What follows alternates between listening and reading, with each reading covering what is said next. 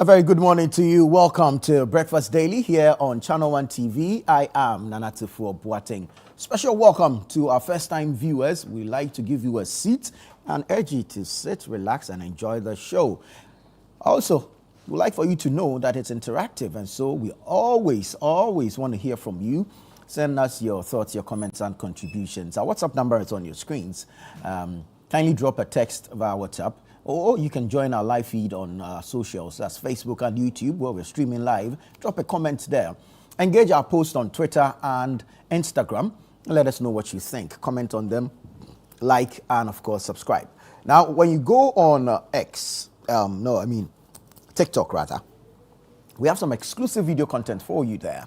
So we'd like for you to subscribe, to follow, to like, to share, to comment, and whatever it is that you guys do on social media. You understand? So follow us, let us follow you, and let's engage, all right? Let's jojo, let's think about Mother Ghana and its development, and find ways, practical ways, to improving our lot as a people. Once again, you're welcome. Now, we're still in the month of April. We're praying under the banner and the umbrella of seasons of prayer. So from the 1st to the 30th of April, every weekday, we're praying to God and asking for protection, guidance, and His blessings to flow upon our lives. We have 3 prayer sessions daily. Midnight cry, 12 a.m. to 1 a.m. This is your day, 4 a.m. to 6 a.m. Prayer encounter, 12 noon, that's 12 p.m. To 1 p.m. Join us and let us pray. Let's ask God Himself to intervene in all that concerns us as a people. So Seasons of Prayer is brought to you by 97.3 City FM. It will be live on Facebook, and we ask that you join us there at City973, on X as Twitter at City973, and on Instagram at City973FM. Join us. Let us pray together. If you missed the live session, of course, the recording will be on our socials. You can always go back to it, go watch it, and of course, fortify yourself with prayer while you seek the face of God in your daily activities. So Seasons of Prayer is every weekday in the month of April from the 1st to the 30th, 2026, and it's brought to you by 97.3 City FM. If you need more information, kindly call 0244 981112, 0244 981112 for more information on Seasons of Prayer. The Bible says that there is a time for everything. So once the seasons of prayer come to an end, it is time for us to consecrate as a family. It is time for us to gather, to assemble, to unite as one big family and pray to God. And so we've put together the family consecration service. It's happening at the Oil Dome of the Royal House Chapel here in Accra on Friday, the 1st of May, 2026, from 6 a.m. to 12 noon. So it's 6 hours of intense prayer. And I can tell you this, your miracle awaits, your testimony awaits, that deliverance, that breakthrough awaits at the Family Consecration Service 2026 on Friday, the 1st of May at the Oil Dome of the Royal House Chapel from 6 a.m. to midday, that's 12 noon. Of course, Reverend Stephen Wengam will be leading the charge. Reverend Mauli Chikata will be there. Reverend Mauli Benson, Reverend Michael Noagbewonu, Reverend Nelson Awintia, and of course, Reverend Freddie McDavis will also be there. All these great men of God, anointed men of God, will be leading us as a family to pray on Friday, the 1st of May, 2026, at the Family Consecration Service at the Oil Dome of the Royal House Chapel here in Accra. Please do well to join us, and when you're coming, don't come alone. Come with your loved ones, come with your friends, your family, come with your colleagues from work. It's a holiday, so come, let us pray and give thanks to God Almighty. Let's go before Him with thanksgiving in our hearts, with praises and worship in our mouths, and let's lift up prayer and supplication to God Almighty and see what the Lord has done.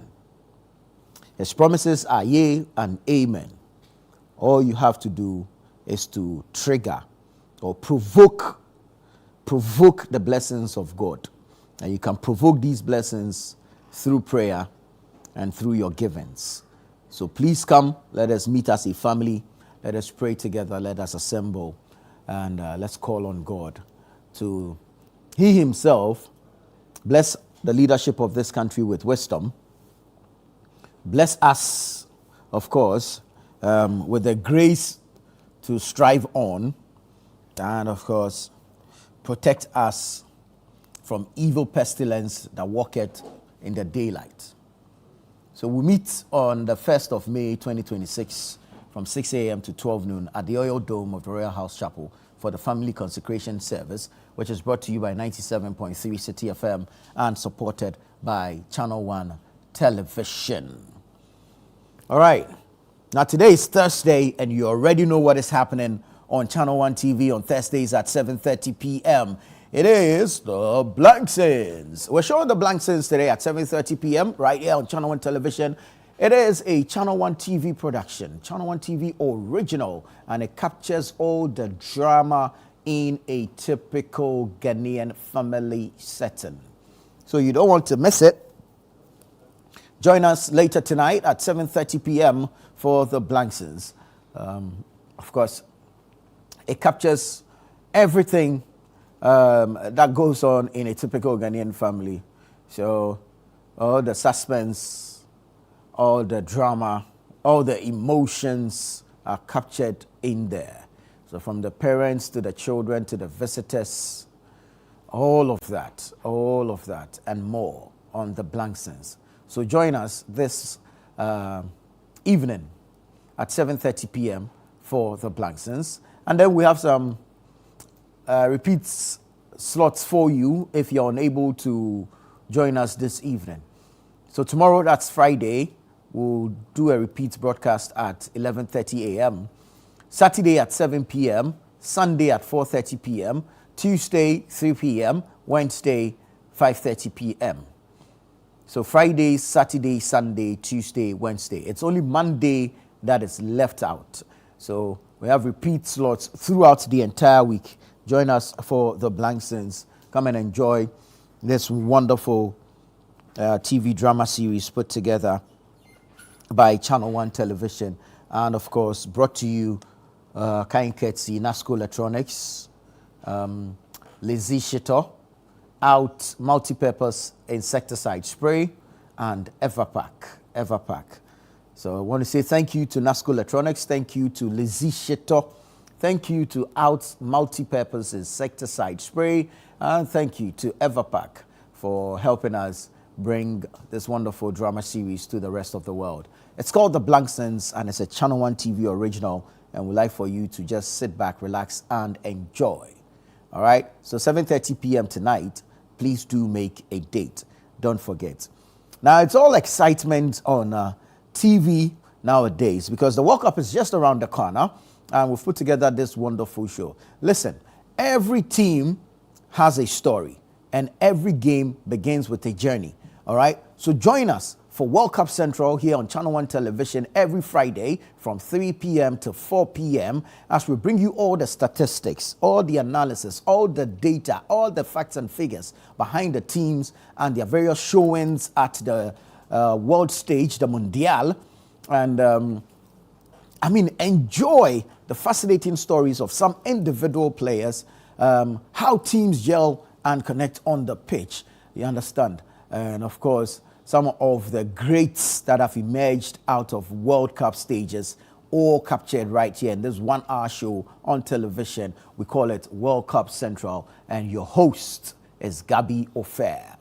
Of course, you have the technical people come and do their touchscreen analysis. They'll do the tactical stuff. They'll give you the history and the data behind the various teams, and they'll walk you through the journey that culminates into the story of these various teams at the World Cup. We'll even do a breakdown of the number of teams going and what has accounted for the increase in some sub-regions of the world, the total. It's an all-encompassing show. So join us for World Cup Central, 3 to 4 p.m. right here on Channel 1 Television every Friday. Every Friday. Let's literally walk you through the World Cup on television. So join Gabi Ofer and his guest every Friday at 3 p.m. for World Cup Central. Now let me chip this in. The new coach has arrived. He did arrive last night. Carlos Queiroz has arrived in the country, and he will be unveiled later today.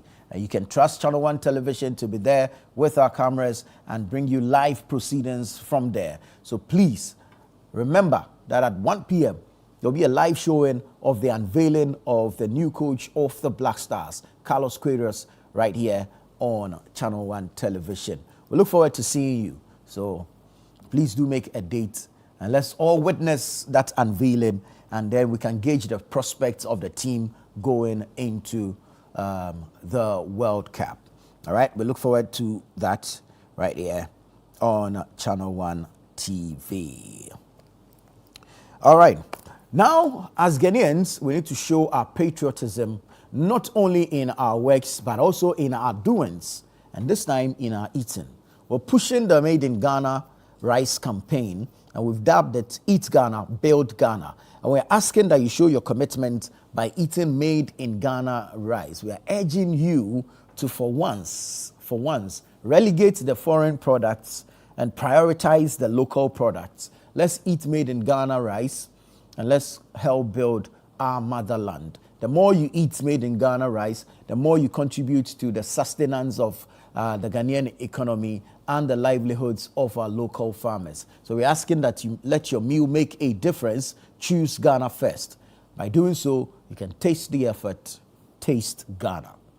Taste the effort, taste Ghana. And now there are so many local rice brands on the market. They're actually spoiled for choices. And they are all absolutely fantastic. Not a single bad grain. Go and try it. You like it. You come and give me testimony. But the testimony, it shouldn't be word of mouth. The testimony, should be substance. You understand?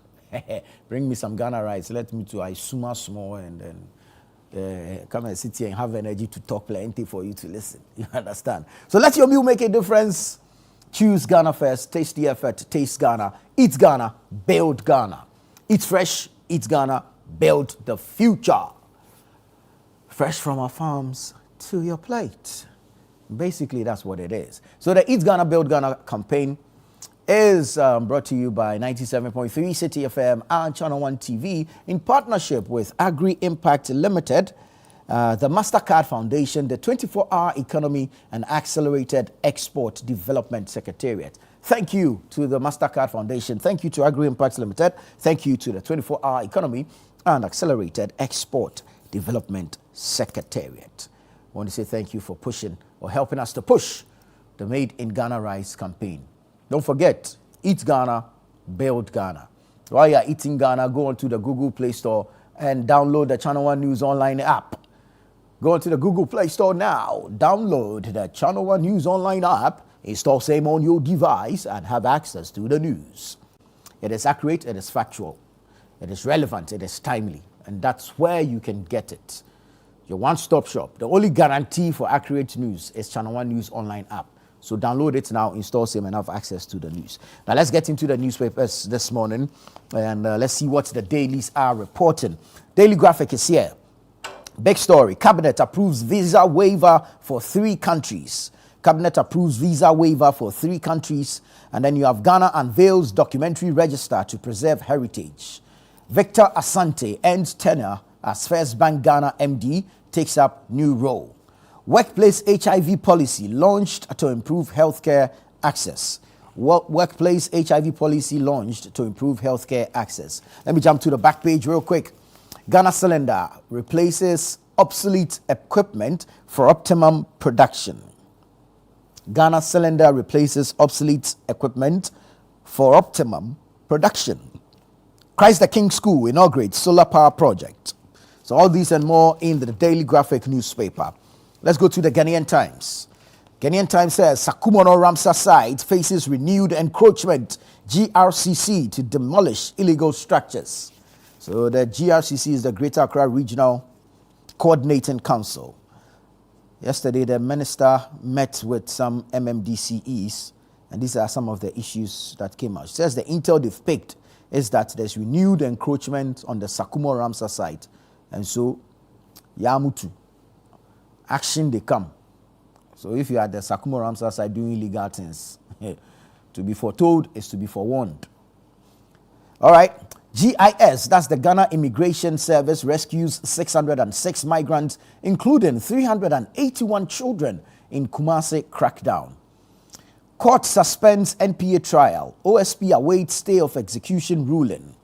Foreign Affairs Minister engages South Africa over xenophobic attacks. Charlie, this morning, the South Africa people say they are doing anti-foreigner protest. So we beg you, the Ghanaians in South Africa, if you are watching, today, don't go and open your shop. Just stay home, lock your doors, and protect yourselves. All right. Gaio supports farmers with organic fertilizer. 2 communities in Savannah region connected to national grid. These are on the back page of the Ghanaian Times newspaper. Daily Guide. Buffer stock trial. Court summons Iyoko officials over seized gadgets. Buffer stock trial, court summons Iyoko officials over seized gadgets. Assembly members deny Adamu's petition claims. Oh, babe. Charlie, this strategy, we know this strategy, but this is morning TV. Let's leave it. We'll deal with you people back door. Withdraw Heath mining lease, group to minister. And you can see lawyer Martin Kpebu in there wearing his coolie high. Addressing the press. Okay. Ghana must build economic buffers. That's according to Nana Osei Ejay. Ghana must build economic buffers. Now listen to this. Kumasi businessman beats girlfriend to death. Kumasi businessman beats girlfriend to death. Ghana police. Yeah. This one is job for the boys. Ghana police. Look sharp. The New Republic newspaper, the New Republic says, banks and fintechs race to meet BOG disability friendly. Banks and fintechs race to meet BOG disability friendly. Victoria Deborah breaks silence on domestic violence. Heath Gold under fire as company and community alliance trade blows. Bloggers snub Baumier's return bid. Kidsville's Family Fun Day said to reclaim its place on Accra's social calendar. All right, so that's the New Republic newspaper.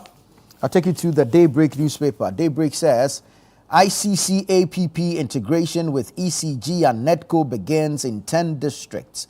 It comes with a picture of Adwoa Sewa Bonzi, the acting executive secretary of the Energy Commission. Fantastic woman, I must say. All right, blame Fair Wages and Salaries Commission, that's the FWSC, for salary adjustments delays. GAF tells civilian staff. Okay. Okaikwe North MCE engages corporate leaders on development partnership. Galamsey stops Pentecost Church from river baptism. Galamsey stops Pentecost Church from river baptism. So that's the Daybreak newspaper. Let me take you to the Insights. Insight says, U.S. military base in Ghana. Full text of the Defense Cooperation Agreement between the United States of America and Ghana.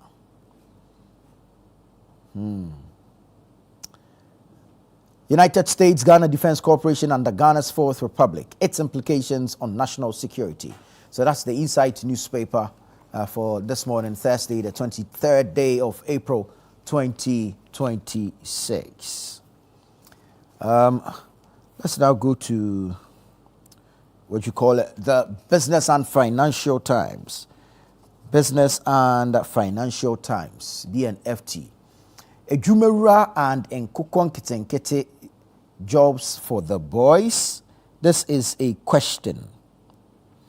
Ejumera and Nkukon Kitenkete jobs for the boys. This is a question on the front page of the BNFT. UMB CEO urges shift from imports to local production by 2030. Victor Yao Asante takes up international banking role following successful tenure as MD and CEO of First Bank Ghana. Climate risk modeling program takes off. Lawyer Kpebu backs calls for termination of Bogoso Prestia lease over serious breaches and build economic buffers ahead of IMF exit. Nano say Jay, he's the Member of Parliament for New Drabing North. New Drabing North. Now let me take you online and go to channel1newsonline.com and bring you some stories from there. ABSA CEO says African banks must finance local economies. African banks must finance local economies. Zen Petroleum list on GSE after oversubscribed private placement. Parliament begins fresh stakeholder talks on anti-LGBTQ. This thing is plenty. Anti-LGBTQ plus bill. Oh, babe. Parliament begins fresh stakeholder talks on anti-LGBTQ plus bill. All right. Let's move on to some other stories. Anti-foreigners protest. Ghanaians in South Africa advised to shut shops and stay indoors. Very well. Minerals Commission says safety breaches to attract severe penalties. That's according to the Minerals Commission. What else we got? Ghana to benefit from global turmoil as investors rush to gold. That's the ABSA CEO speaking there. Ebri Botanical Gardens not in good shape. It's according to the MCE for the area. On the matter of Galamsey, water is Ghana's real gold. Let's protect it. That's according to the Church of Pentecost. Close colleges if teachers can't be posted. So that's the Teacher Trainees Association of Ghana speaking to the government. Tanker drivers abandoning petroleum transport for Galamsey. That's according to the NPA. Prempeh College demands 1 million cedis compensation over Sofo Line interchange land use. BOG pledges support for digital content creators over payout challenges. And EPA receives 40 pickup trucks to strengthen field operations. So that's on channel1newsonline.com. If you go to citynewsroom.com, Ghanaians urged to stay indoors ahead of anti-foreigner protest in South Africa. Zen Petroleum to list on Ghana Stock Exchange. That's according to its CEO. ABSA Group CEO outlines 5 sectors for pension funds in Africa. Agriculture central to ABSA's growth strategy across Africa. Again, that's the Group CEO of ABSA speaking. He also says Ghana's economy well positioned to weather global shocks. So the Group CEO of ABSA and the CEO of Zen Petroleum were in a conversation with Bernard Avle on the Point of View show last night on Channel 1 television. So you get a number of stories from that particular conversation. Sofo Line interchange. Prempeh College demands over 1 million cedis compensation. Galamsey is economic sabotage against Ghana's future. That's according to the Church of Pentecost. Ghana caps container charges and traders to save over 800 million cedis annually. Low-pay driving tanker drivers into Galamsey. That's according to the NPA.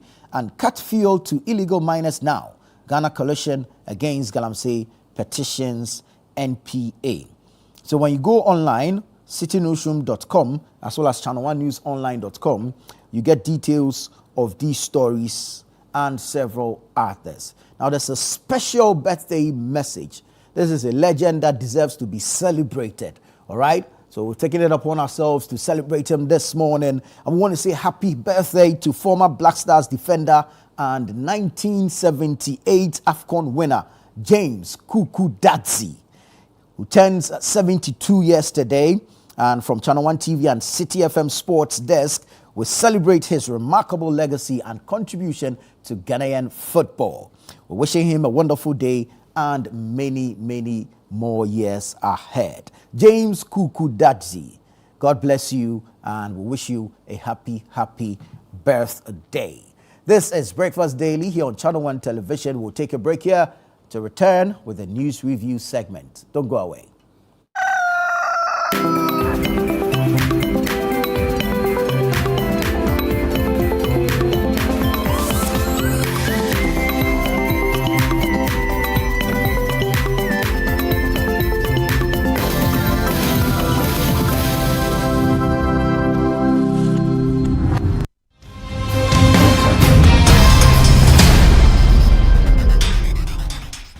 Join us on Footprints this Friday as we sit down with Ambassador Major General Francis Edu Amanfo, retired, a Ghanaian military officer and diplomat, as he takes us through a career that spans defense intelligence and regional diplomacy across West Africa.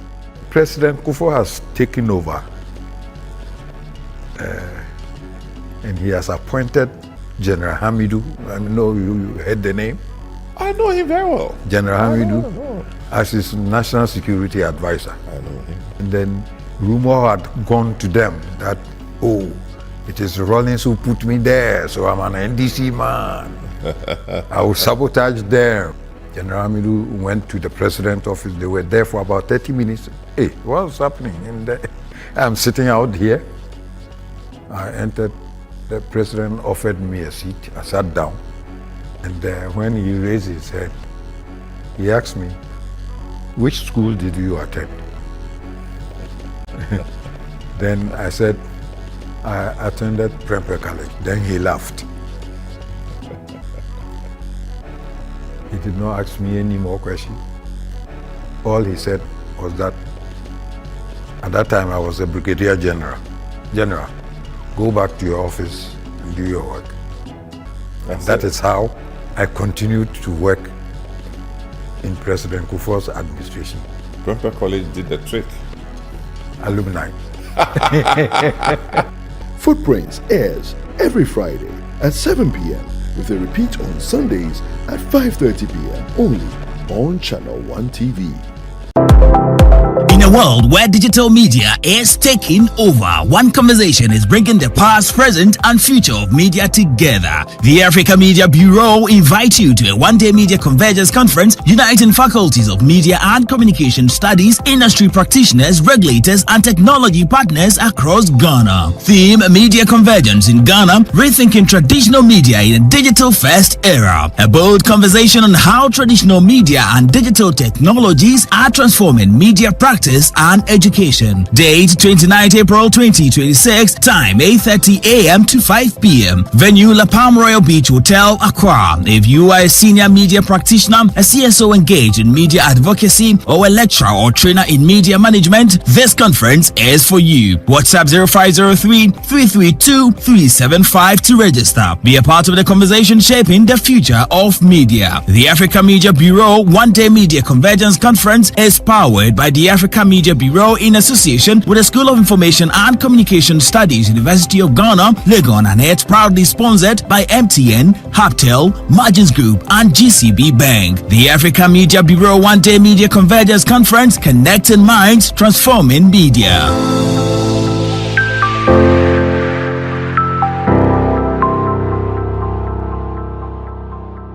Mensa, if you have something to say, say it fast before my patience expire.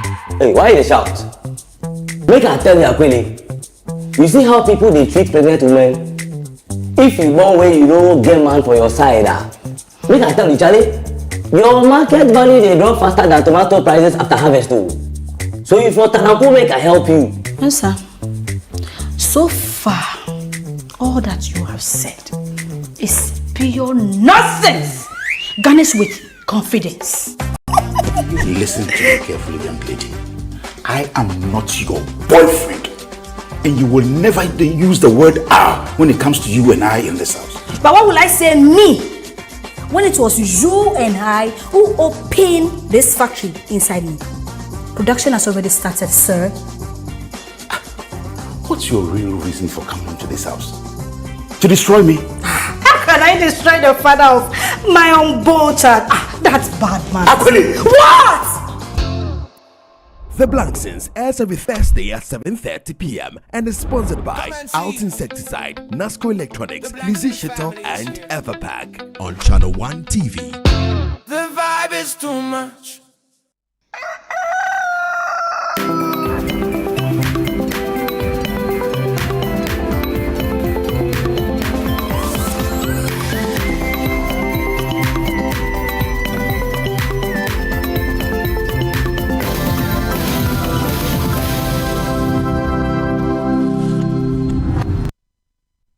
Always a pleasure having you join us here on Breakfast Daily. It's time for the news review segment. We pick up relevant topics. We invite our guests in studio. We put questions to them regarding these topics, and they furnish us with their submissions. They bring varying perspectives to the conversation.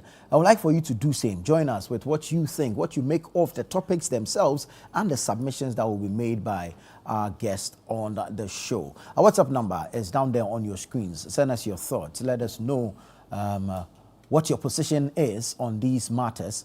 You can drop a text via WhatsApp. We'll do our best to read it. But we're also streaming live on Facebook as well as YouTube. So go there and comment on the feed, engage with our posts on Twitter and on Instagram, and enjoy some exclusive video content from Channel 1 TV on TikTok. But don't forget to follow, to subscribe, to like, to comment, and to share. All right? Once again, you're welcome to the show. And in that spirit, let me say a big welcome to the Honorable Hussaini Issa, former Member of Parliament for Alhaji. Forgive me. Alhaji Hussaini Issa, former Member of Parliament for Okaikwe North. Alhaji. How do you say it? Assalamu alaikum. Wa alaikum salam. Very well, very well, very well. Good morning, welcome to the show. Good morning. It's always good to have you. Actually, It's always good a blessing to be on your set. Yes, sir. And a good morning to your viewers as well. I'm sure they've heard the greetings and look forward to hearing your submissions as well. Inshallah, we are here to do work for Allah and for our nation. Very well. And for our great party, the New Patriotic Party. Your great party then? Of course, the New Patriotic Party. But it didn't look so great yesterday in Sunyani. The New Patriotic Party has always been great. Yeah, in fact, from the antecedents of the New Patriotic Party, it's always been a great creation, from the PPUP to the PFP or UNC, whichever way you saw it, right through to the NPP. It's always been great. That's why it gives some of us cause for concern, because we know how good you are at organizing events, especially demonstrations. But yesterday in Sunyani, the Yensro and Huna demonstration, it leaves a bit more, or a bit much to be desired. I'm glad that you have actually acknowledged the fact that we are great at organizing events, not just organizing events. Oh, indeed. Our two great political parties, our strongest, NPP, NDC, are able to our strongest strength is being in governing this country, and that one I'm very proud of. Reference to yesterday, what happened? What happened yesterday in Sunyani was supposed to be a constituency event. It was an event organized by the Sunyani East constituency, if I'm right. And you don't expect an event of such magnitude to even get to the national headlines, to the extent that we are discussing the matter here today, means that the objects of whoever organized the program has been met. The fact that they've been able to attract the attention of national media, like your media house this morning, for us to be discussing what transpired in the constituency yesterday, means that the object has been attained, and that we are very comfortable. What actually went on yesterday, it's something that personally I would have joined if I could, and I have been in demonstrations up and now, right from the days of Kumeprako. I was there. I was there when it happened in 1995, and any demonstration any demonstration that I have believed in, I have joined it. And yesterday it was important that we reminded ourselves that the democratic dispensation that we are enjoying today was not gained on a silver platter. I mean, people have sacrificed sometimes the ultimate in getting us to where we are today. As a young boy, I recollect the early 90s.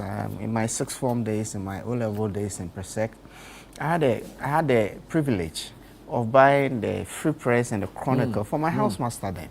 And I got the opportunity to read about the lives of Tommy Thompson, the Eben Kwakus of this world, and what they have paid for us to today be able to wake up in the morning, sit in a media house like this, and discuss issues pertinent to our national development. True. I think that it's been a trajectory that we should protect with the hilt of our lives, because Charlie, it's been something that, like I said, people have paid the ultimate.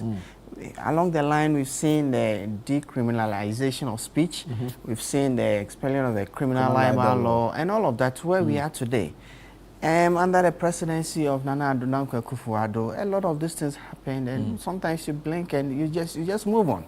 This young man, Amando, as we all know him to be, he's supposed to have depicted some pictures of some government officials and the president in a manner that was not. But should this trigger the state agencies to be acting like they did in this particular case? And it is not unique to this case. It's something that has been persistent over time.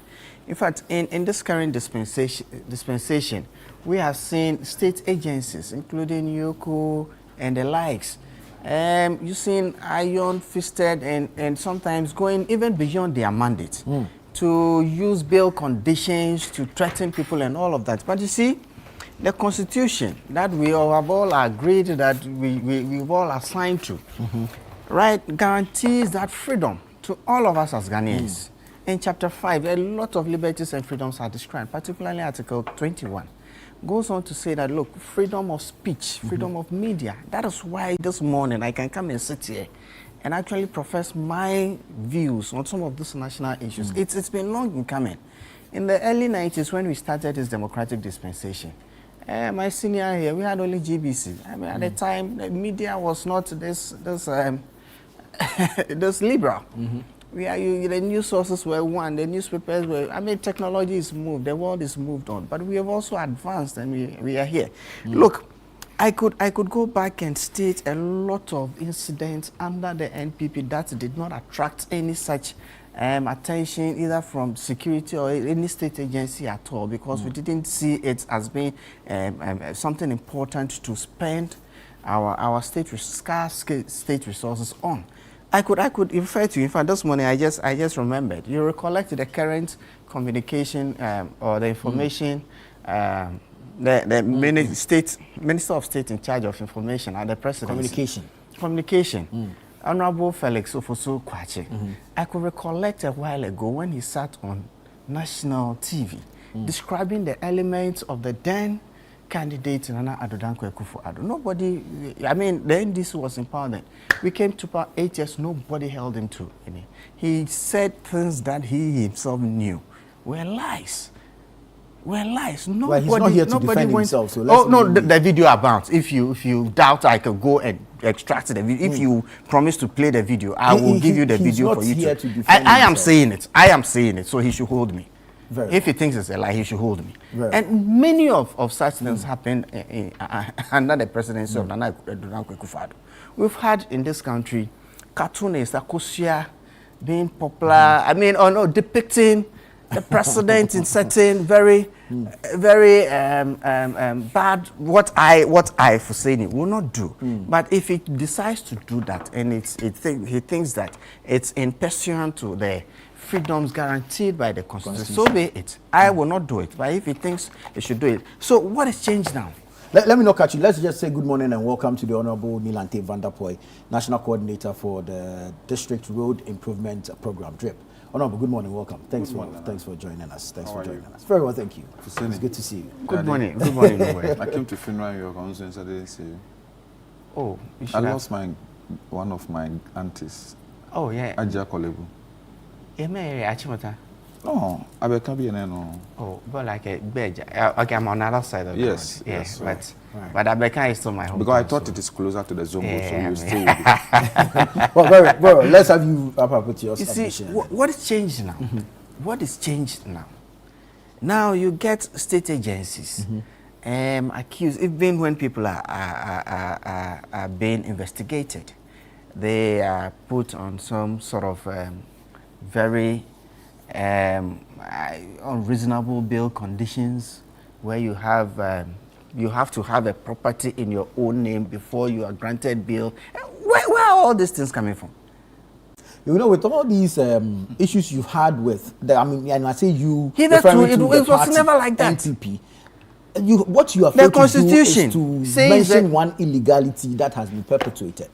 One illegality, like this Amando case, I think it was put on remand for some 2 weeks. But you see, but he didn't spend the 2 weeks. Why 2 weeks? 2 weeks for what? What was his crime? Publication of false news, inciting fear and panic. What does the Constitution say in Article 21? What does it say? All persons shall have the right to freedom of speech and expression, which shall include freedom of press and other media. So he's at liberty to do what, and I have stated. And what that, does the criminal code say when your speech infringes on the rights of another? That is why we try to decriminalize speech. That is why we have come very far. And I stated that, look, people have paid the ultimate for this thing. Yeah. So it behoves on myself and you to be able to continue that fight. That led to the death of Tommy Thompson. The death of Ben Kwaku maybe died much later, but we know what had led to all of that. Look, the lives of Kwesi Pratt and Kwaku Baku are still alive today, and they are testaments to where we have come through this media fight and media freedoms, and the freedoms that we have to express what we feel as Ghanaians in whatever issue. So look, it is not something that because I am on the other side of the political divide today, I am going to say something, and then when every time you don't think we it have should come to be with some level of responsibility? Of course, it has to come with some level. That is why it's been decriminalized. You have whatever liberties you have to take any civil suit against such persons. If you think that your right has been trampled on, go to court. Take a civil action. Let the courts hear. Get your whatever you're seeking to have in court. You have every right to do that. But for somebody to be arrested, put in custody for 2 weeks or some remand, or it's all an attempt. Prevention. It is all an attempt to intimidate people so that they will not wake up. It will act. It is all geared. To stop a repetition. It is all geared towards intimidating people. So when they wake up in the morning, so when they come to sit on platforms like this, they are unable to express freely how they feel about issues. What is the fundamental and what causes Amando issue? We saw in the run-up to the elections, the stance that the President John Dramani Mahama took on the LGBTIQ issue, the stance that the Minister of Communication took, the stance that prominent members of the government today took prior to the elections on this personal matter, and what is transpired over the last 15 months that they have been in office. It's just a case of Odwa Dadaye. But as they run such caricature, such mockery I of the president. I have said that in the last 8 years we saw the rising to prominence of, let's say, Akosua. You know, Akosua, the cartoonist. Yeah. I can't recollect one single day that anybody went to arrest Akosua for depicting either the president or members of the government in one way or the other. It didn't happen. So what is changing now? What is changing now? What was bad then should be good now? That is, I am saying that if then nobody was arrested, nobody was incarcerated for doing such things, why should it be now? It has to stop somewhere. The same people who perpetrated that today have taken a different stance. The same people who perpetrated that 8 years ago. No, but don't you think it has to stop somewhere? I am saying that these are freedoms. These are freedoms. I personally, for saying, might not do something, but the fact that I might not do something, that's not mean that if somebody does it, I certainly should use an iron hand like it's a no. It is his right to do it. And I'm saying that if a while ago, beyond 15 months ago, Akosua was doing it, and everybody, we saw the fun side of it. People thought that, look, people were looking forward to the cartoonist depiction of national issues in one way or the other. I mean, people look forward to Akosua's cartoons at one point or the other. So what is changing now? What has changed now? Is it that the people who perpetrated it the other time, today, they cannot receive in the proportion that the dwellers were in opposition. Failure to condemn is actually condoning. Failure to condemn, condoning. I am saying that, look, what the gentleman did, personally, I might not do it. But he has a point in doing that. Really? He has a point in doing that. What's his justification? Because we saw the people he depicted in there. We saw their stance prior to the elections on that particular issue. And we have seen their stance since they assumed office. Is it a case that what they told us when they were in opposition, we expected that when they came into office within the shortest possible time? And I tell you, when a president or a government wants to do anything, they can do it if they want to do it, if they are committed to it. Now the NDC's position on the proper human sexual whatever act is changed significantly. It's changed significantly. The committee on legislation is sitting today. Look, what they told us in opposition, we had expected that when they came into power, one of the first bills I was going to go into, assuming per convention that because with the lapsing of the 8th Parliament, everything is lapsed. Yes. If they wanted to do it at the first sitting of Parliament, they could have done it. Really? The commitment they showed, the comments and how they handled the matter prior to the elections is very different from how they have handled it whilst they are in power. And that one, we should hold them to it. Now we are hearing clerics and everything. Now they are finding their voice again. The clerics, the likes of Dr. Tete, I challenge them to it. We know where they are. We know how they feel. We know where they have come from. We know their backgrounds. And so me personally, some of this do not surprise me because I know who they are. The voices, that's you. I don't know voices, that. The voices they had prior to the elections, they should continue. And I'm calling on the Peace Council, the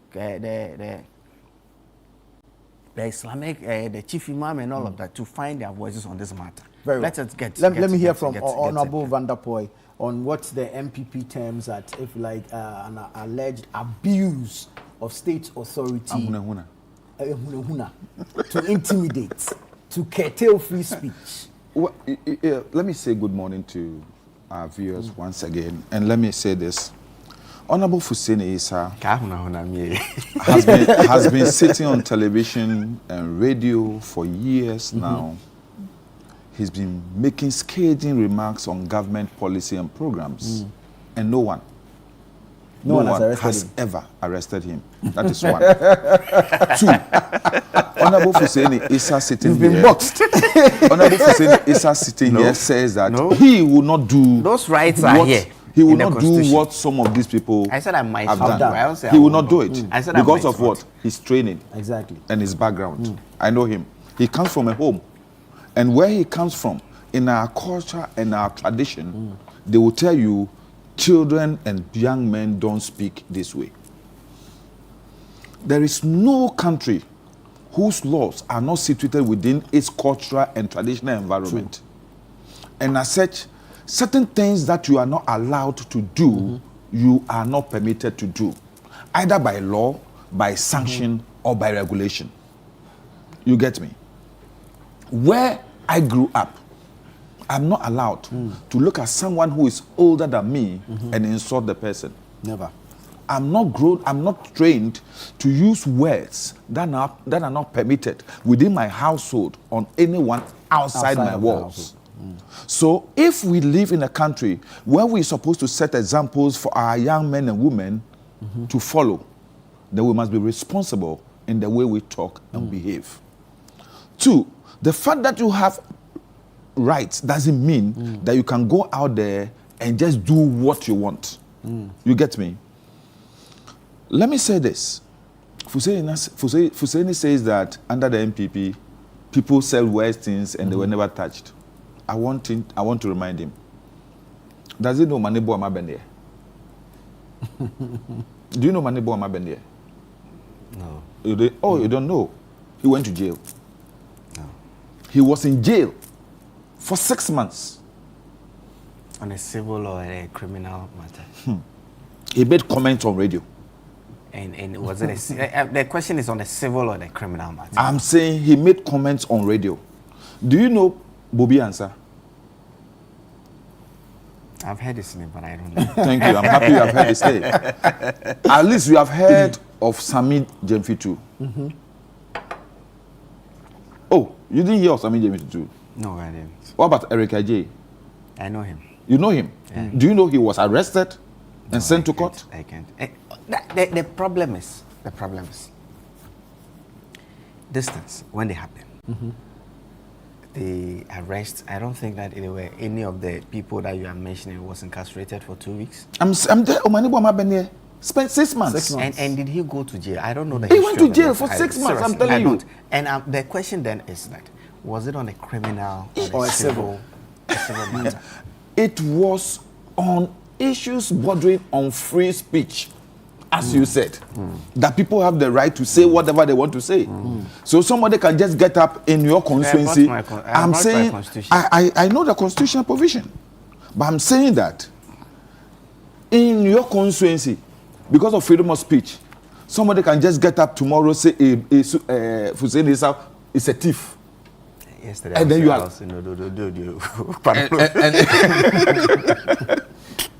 You understand? The issue is simple.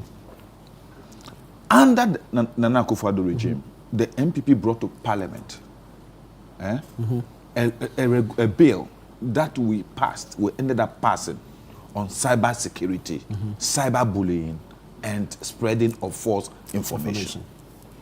Recently, that law has been strengthened. And the Cyber Security Authority made sure that educated people on our responsibilities and our rights under that law and told us why they were bringing that law to make sure that the abuse and the bullying, the cyber bullying and the rest that people have adopted to, today everybody says is doing a podcast, so can have the right and sit down and insult and abuse people so that we can at least bring a little bit of discipline and civility into that environment. We all accept it. Because as a country, we all agreed that where those people are taking those limits are beyond control. Look, we saw the run-up to the MPP primaries, presidential primaries. Look at the sort of words that people like Abronye, Coca, and the rest use on each other, their leaders. If we allow this to fester within political environment, let's take it within people's houses. If we don't even control these things, you can imagine what it will be like when everybody has the free range to do what they like. Society is developed through responsible behavior and attitudes of everybody. And I said, we must always set limits, that we have freedoms. But your freedom doesn't mean you should abuse somebody else's freedom. True. So, me sitting here, if somebody does anything of the sort to me, I will report to the police. Because a trained gun like me, I don't want to be incited, inspired, motivated to go and show him my Gamashin attitude. I said yesterday, I was Yes.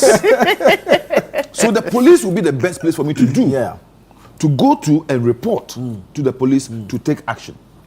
Because I may be so angered by what the person did, and I may decide to react. I may not have the voice, the tongue, the mouth to also insult you, but I may have the arms to be able to look at you and give you a very fine knock. You understand? But that is what the police are preventing. That if we allow that, and individuals start reacting to the things that people are writing about them, it will create a very, very violent society. And that is why the police are in, to make sure things are done in accordance with our laws and regulations. There's the demonstration yesterday. I have no problem with people deciding to do a physical exercise. Because just a physical exercise. Yes, because they've been dormant for some time. So they needed to go for the work. MPP has not had any, because that's why when they get up in Parliament, every useless thing, they do a press conference. Really? Oh, yes. Really? Yes. Honorable. Why should somebody go and do a press conference on 10 million cedis that have been given to a state institution like DRIP? If the person thinks very well that the state institution has been set up, it will need money to do its work. And budget has been read, approved by Parliament. You were in Parliament. You sat in the committee. You sat in the committee of the whole, discussed the formula. You didn't question it. Approval has been given, then you go and organize a press conference. Where is your responsibility? You understand? Does it make sense? So I'm saying that some of these but it things can be interrogated after. I'm saying that you have every. But you see, you have every means in Parliament. You can use your committee to invite the Common Fund Administrator, to invite the National Coordinator of DRIP, to invite anybody to appear before you. So why a press conference? Oh, but you know that the essence of press conference is to bring matters to the fore. Accountability. Issues that you say on the floor of Parliament becomes public. But you see, when you organize a press conference, the media, especially the parliamentary media, they pick it up. That is stronger. That is stronger than you using the parliamentary committee. You know, no, I'm not saying it's stronger. Yes. But you see, when you say something in Parliament, it becomes a record. So it is about rabble rousing. You see, the extent to which the media will run it. This morning So we you are see- talking about some of them would have made a statement in Parliament. So you are condoning the fact that that's why it's propaganda. Look, you know these are Propaganda. tools. You know these are tools that are available to the opposition. When you are in opposition, you are using those So tools. that's something- I So have when no problem somebody with it. uses those tools, I don't think that you should Husseini, condemn it. I'm saying In opposition, that I have no problem look, with it. especially in the numbers and that we have in Parliament today, we are totally dominated. So we make have noise. to. So- We have to. Of course, those are tools. Those are tools available to the opposition. Right. So You we'll just use have it. to make noise to We be will heard. use it. Okay. In fact, I for hear me, you. I'm going to organize a press conference Onwards. against Honorable. To revive the political career. It's important. It's important. If that's what is going to put you So out that there, is why the not? catalyst. Why not? Anyway, let me say this. Husseini, you and I, we've been raised in a manner in which we don't get up to just be insulting people. You understand? Your grandmother, the Ghana woman, raised you so well. You understand? So we must sanitize the system in a manner. I believe it is in all of us our interest that we don't allow people to be so irresponsible in the manner they present their cases by infringing on the rights and the liberties of other individuals. If we don't do that, I go and sit, I say anything about Husseini, he go and also sit there and say it will be a chaotic society, a chaotic scene. And you see, when you talk about politics, it's about people's emotions. So if you're not careful and you allow those things to fester, you will generate so much heat within our political space that the tension can never be doused. And that could lead into elections where it will be even murkier. So it is good that all of us, as responsible as you and I are, we make sure that we condemn said things when they happen within our space.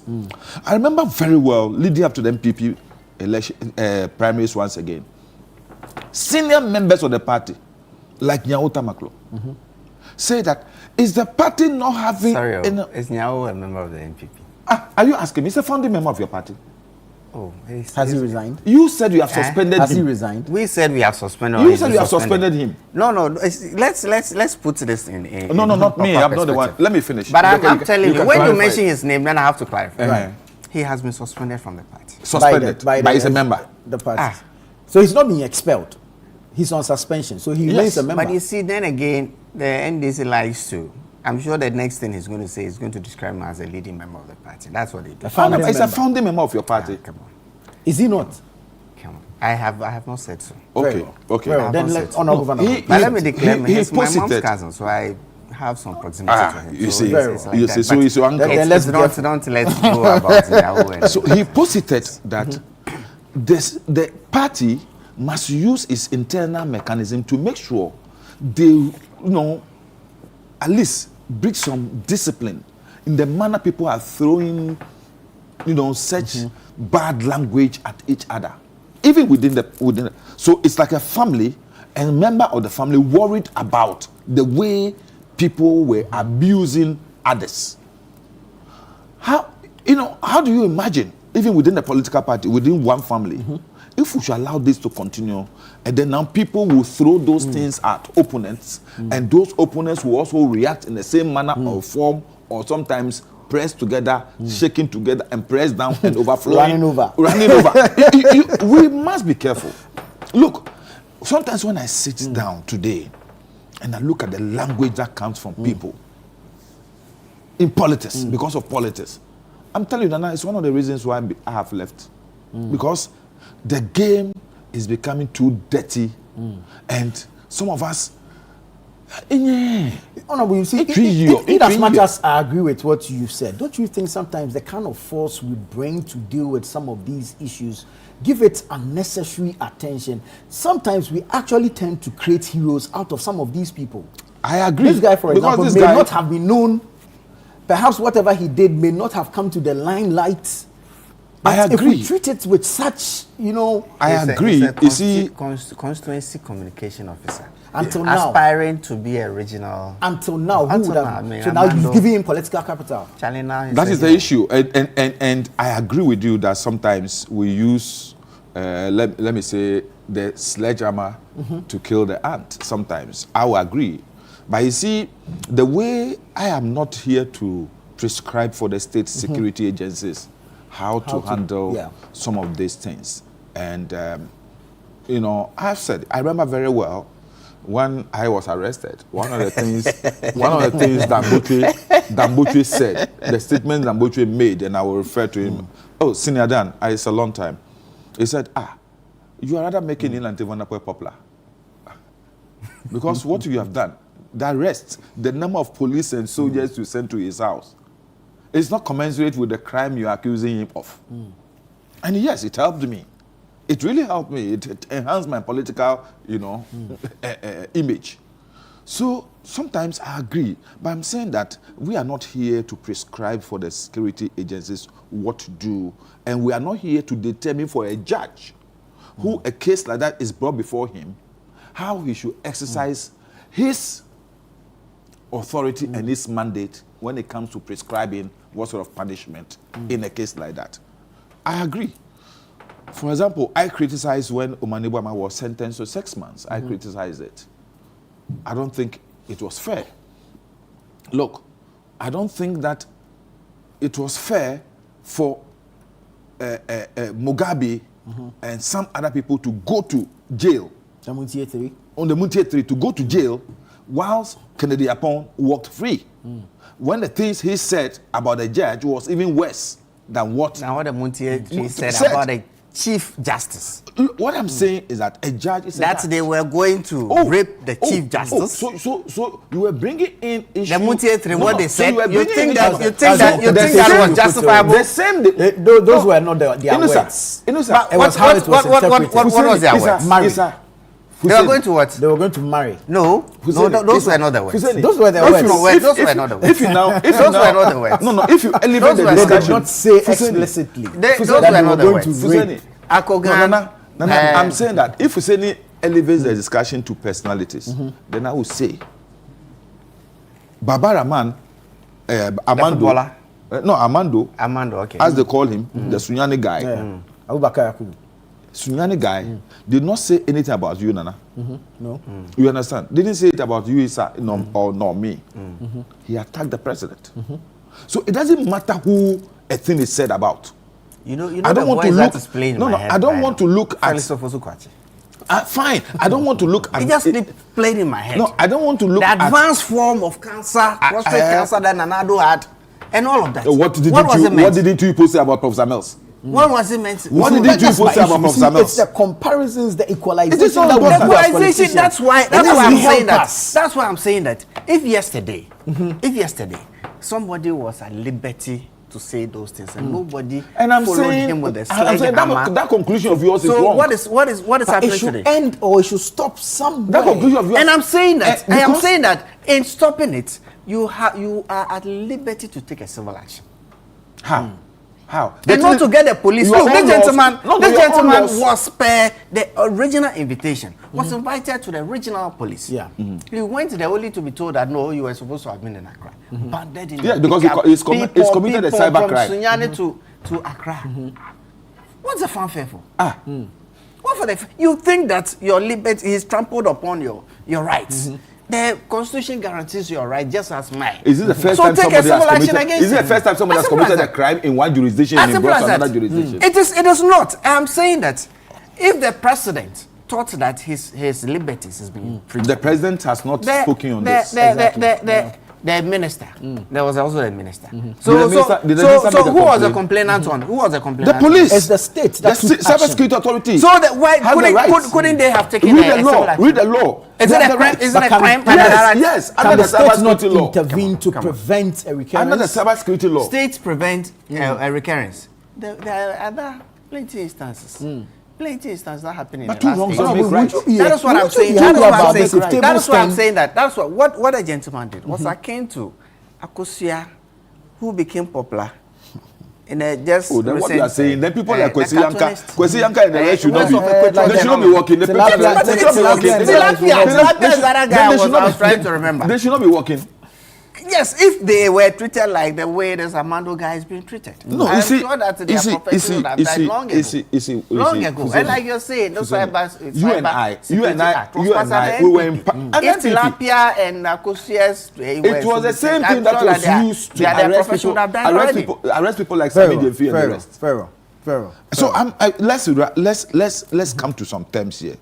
Fuseni says he will not do the thing. I said I may not do. I didn't say I will not do. No, you can't. Under what circumstances will you do it? I said I may. You will never do it. Under what circumstances I know you will never do it. Under what circumstances? When push comes to shove. When push comes to shove. You understand? And when I feel that my liberties are being trampled upon. Look, Tommy Thompson paid the ultimate. Tommy Thompson did not die as a result of criminal prosecution. We know what they went through as a result of everybody has gone through how something. they were chased at one point. You are living testimony. So I'm saying you yourself, you are living testimony. Yes. So I am sure that if you have to write your story today, if I should die tomorrow, will it be as an issue of I was arrested in 2020? I am saying, look, if way before them, at the time it was criminal to even do some of we this. all agree. Right. I have lived within that regime.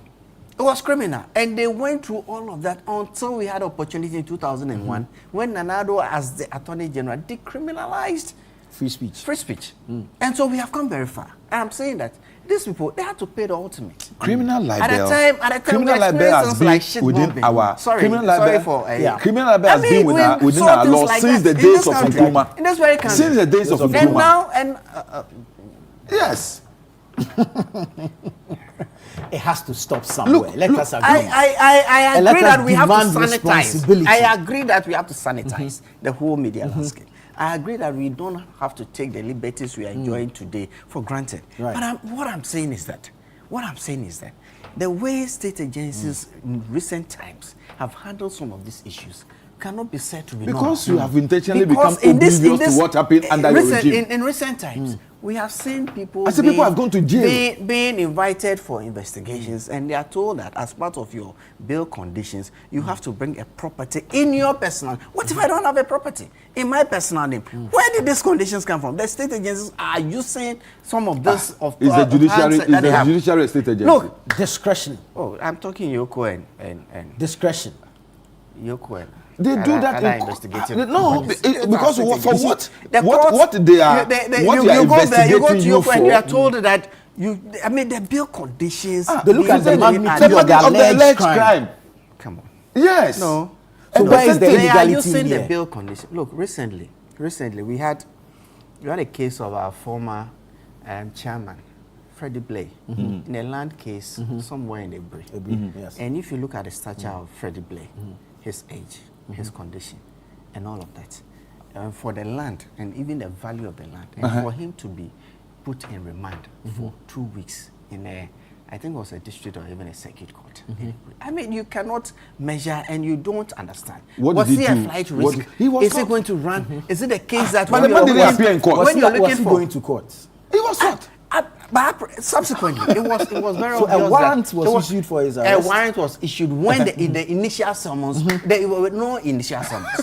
Was he showing up for court proceedings? I'm saying that he was not even summoned in the first place. Really? So the warrant was very unnecessary. How? The fact that he was Freddie Blay, he'd gone there. The case was not just yesterday.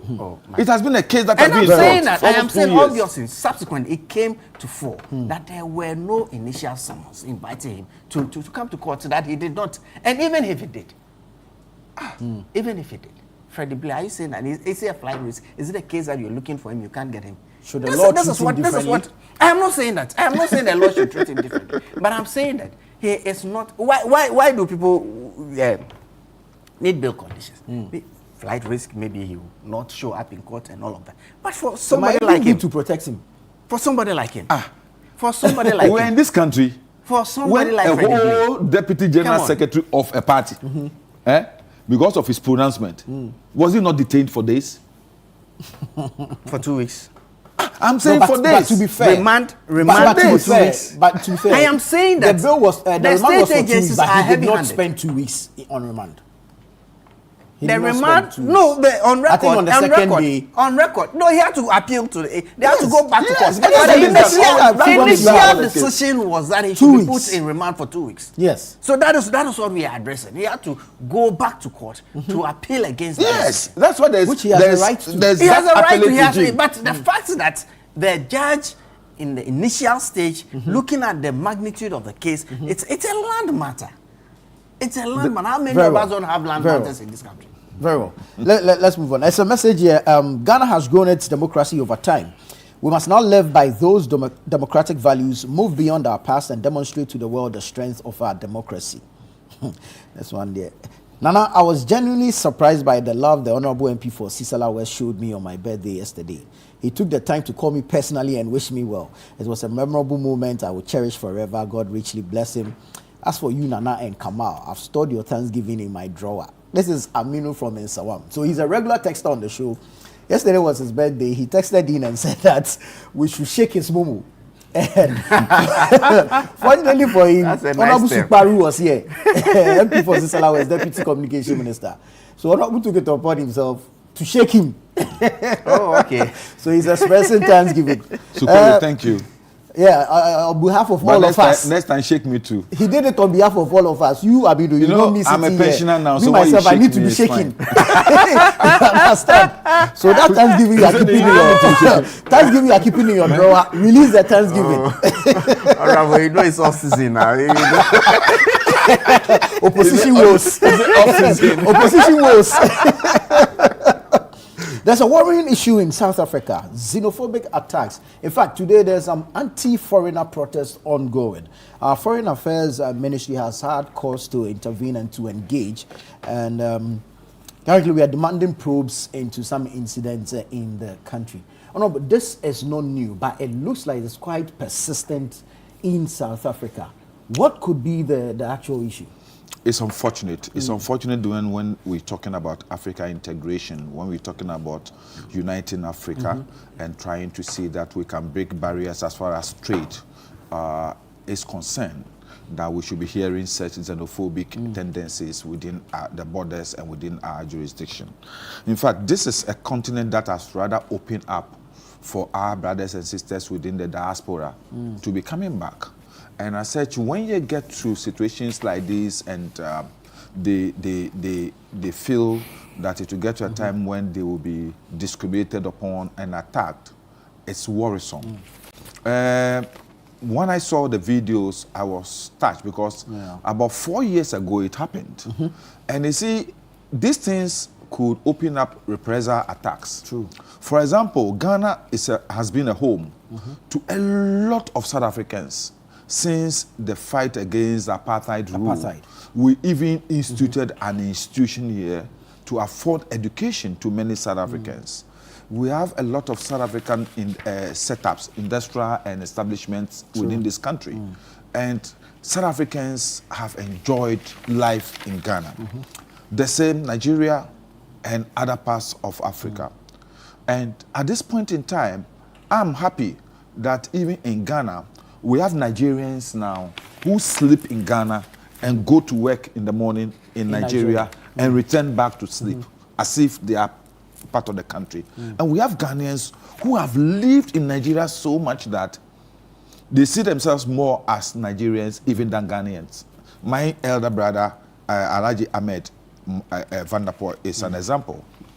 He stayed in Nigeria. He's become more Nigerian than us, than Nigerians, and you don't see any Ghanaian about him. So this has been a continent where we've opened our borders because of the sacrifices we've made for one another. Osajifo Dr. Kwame Nkrumah sacrificed a lot, spent even the money of this country to make Ghana a home, to South Africans, Zimbabweans, and other countries within under the, let me say, south of the Sahara, because of their struggle for independence. And today, for a South African state official to open their mouth and say that go back to your country, go fix your country, we are fixing ours, is irresponsible, it's reprehensible, and it's totally out of place. But I think that we must not be worried too much about this. South Africans who have lived in this country, some have been very, very peaceful, well behaved. We should allow the diplomacy to work. Our president has had cause to condemn it. The foreign minister has condemned it. I'm aware the foreign minister has interacted with the South African ambassador on this issue to make sure action is taken in order to foment possible escalation of these minor incidents that happen. I use minor because it has not reached the level it reached some few years back.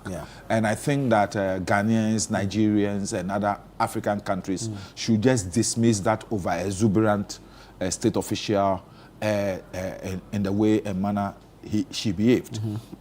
We must look at each other as brother and try and build one Africa. I am one person who travel a lot, and as such, I am worried when these things happen. And I know, yesterday, for example, I was at the airport when the supporters were receiving the new coach. And when the BA, for example, landed, I so many people who are not Ghanaians, you know, I detected from the way they were speaking, their intonation and everything. Trust me, they were not Ghanaians, and they've come into this country. They're going to enjoy themselves. I was in the Aliza Hotel booth waiting for my visitor, and the chef of Aliza Hotel, his luggage didn't come 3 days today, so he was there to pick his luggage, and he was on South Africa. And he was saying so many wonderful things about Ghana. You understand? I feel that what happened will be, and I said, bad taste for the South African president himself, because he is somebody who has also traveled far and wide. He's lived in Ghana before. He has a very good relationship with the brother of our late president, Kadma Mills. They've worked together for a long time, and I know he visits Ghana a lot. So I'm surprised that this will happen. And at this point where we're making the whole world a smaller place for all of us, I don't think such xenophobic statements and attitudes are permitted anywhere in the world. Because even we are criticizing and appealing to Donald Trump to cut down on this ICE thing, and then we are doing the same thing on our continent. To be fair, I think we are not being fair to ourselves as Africans to be making those statements against our own neighbors and with our own brothers and kith and kin, as I would say. I want to walk free through the borders of every African state and not to be seen to be a Ghanaian. Surprisingly, sometimes the things I see when I go through, excuse my language, black African state borders are not the same as going through our Sahel neighbors. I walk for a place like Egypt, even Algeria. You'll be surprised the way you'll be received, the way you. But once I went to the airport of Cameroon, I was treated like an animal. I'm telling you, I spent almost a day. At the airport. When I had all my documentation, everything was set. On the pretext that I was having too much on myself. But I've not gone beyond the limit permitted. I should justify how I got this money and all those things. And at that time, I was a commentator. So it was my per diem and everything that had been paid to me. that time we didn't have feasibility of banking transaction where you have to pay money to Ghana Commercial Bank, then you can go and take it from another bank in Cameroon and all. And that was a difficulty. So, and I have never forgotten that incident. I had to sleep at the airport on a bare ground. And I said, but when I got to Egypt, and it's like I was a national hero because I was coming to do a public office, and I was received, taken to my hotel. I had diplomatic services, protocol services, and so sometimes I sit there and ask myself, are we really, really serious about this issue about African unity? Exactly. Are we really serious about the fact that we now even say we have AFTA? Exactly. And we are looking at integrating our economies and integrating our people more. We've been talking about borderless Africa. And now we're sitting down and within our own African continent, we are now seeing people as Nigerians, as Ghanaians, and as South Africa. It's unfortunate, it's condemnable, but I think we must use more diplomacy in resolving this than for any other West African Ghanaian or Nigerian to get up and say that we are also going to react in a manner that is commensurate with what that two wrongs don't make a right. And I think I will plead that every Ghanaian should temper with this and then allow diplomacy to work. Right. Very well. Alhaji, I was going to come to you on what is happening in South Africa, impact on AFTA in these conversations about borderless Africa. But Honorable Van der Poel took the wind out of my sail. So let's look at the triggers and the remedies of some of these xenophobic attacks. And I saw the video that went viral. At the time, I didn't know that the South African who was interrogating the matter of the Ghanaian was a state official. And there were a group of them. So I couldn't tell who was who from. And I thought that it amounted to some sort of intimidation. Right. But then again, the history of South Africa cannot be lost upon us. Where the countries come from, apartheid and all of that. Sometimes perhaps it's lost upon them the contributions that countries like ourselves made towards the dismantling of apartheid and all of that. I think that they should go back there and see. That also, that said, the blacks are still in a very sort of, I will say, disadvantaged situation, and so they are trying to fix the economic situation,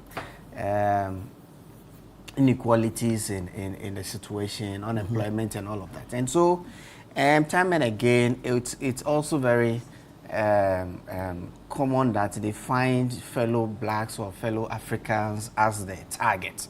That we are the disadvantage because the little that should fall off the table for us, you're also sharing or you've come to take from us. And time and again, we've seen the tension between Nigeria and South Africa. To the extent that in the past it actually had gone to the zenith. I recollect one time Nigeria not going to play in the African Cup because of some of these things and all of that. In the past we have, but you think that over time, with the things like the interventions like AFTA, I mean, Nigeria, South Africa, two biggest economies on the continent. A place like Ghana, we're trying to put in visa-free issues for all Africans to be able to come and go as and when they want. You expect that, like you said, the world is becoming smaller but a global village. Because of the unique situation in South Africa, every now and again, some of these things will come up. I have lived in a foreign country for years, and so I appreciate some of these things. And I've seen foreigners also in Ghana. Even in Ghana, sometimes we've had cause to complain that, look, the zenith of our economy is not being controlled by Ghanaians, and it's one of our issues. These are real issues. Because, look, the repatriation of profits and from businesses and all of that, the fact that we don't have a hang over our economy, it's also because we've been very liberal in letting some of this way. It's true. Some of them have been here for generations, and they have integrated to the extent that you cannot even call them non-Ghanaians. And so it's like that. That's where the world is going. You see, there are two sides to a coin. I also call on our citizenry living in foreign lands to be able to comply with the local laws, because you expect that when a Nigerian comes to Ghana to live, he's welcome. Well, so far as he's doing everything legitimately, he's welcome to do it. True. And if he's not doing anything illegal, I mean, then he can, he's welcome. Our citizenry also living outside. There are two sides to it. I am not too sure. Because I saw the travel document of the gentleman being queried, and there was a point where he's supposed to have come to Ghana and returned on the same day or something. I don't have the details. I've only seen the video. And even when I saw the video, I didn't pay particular attention to it because I don't. But you see, then again, it is our responsibility to ensure the safety of our citizenry wherever they are on the surface. So I think that it's in the right direction that we are contacting the High Commissioner in Ghana to be able to forestall any happenings. Because in the past, when tensions between the Nigerian community and the South African community, sometimes it's as flimsy as relationships, could trigger some of this because of the existing tension. So the least spark ignites and then it becomes.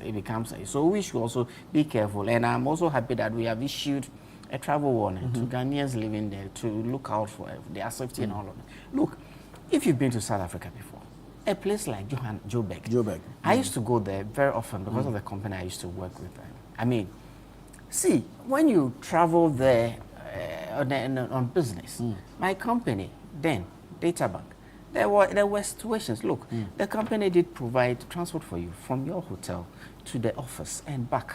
And when you had to make a detour, there has to be security at every point in time. True. That's how tight the place is.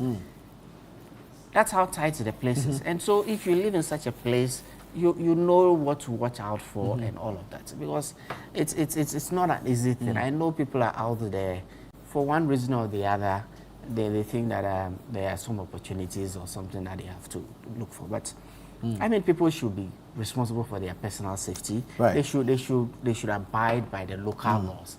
And I think there are two sides to a coin. And also know that because of the history of South Africa, potentially some of these things will erupt. But people should be responsible as well on the other side. Very well, thank you. Let's take a break here. Do send in your comments, your thoughts, and contributions. We'll do our best to read them on the show. This is Breakfast Daily, live on Channel 1 Television. We'll take a break. We'll come back and discuss other matters.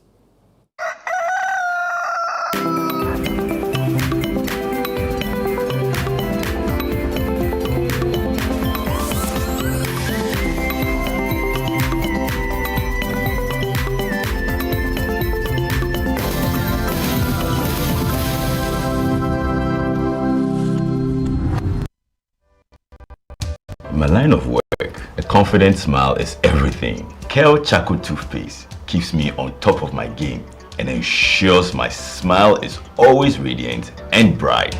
With the tiring nature of my job, we spend several hours under the scorching sun.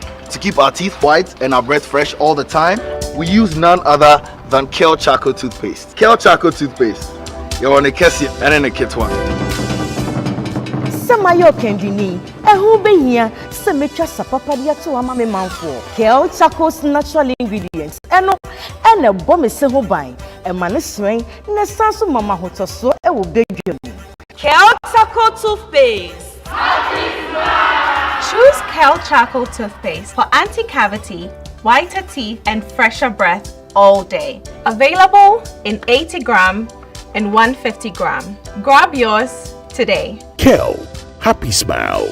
This advert is FDA approved.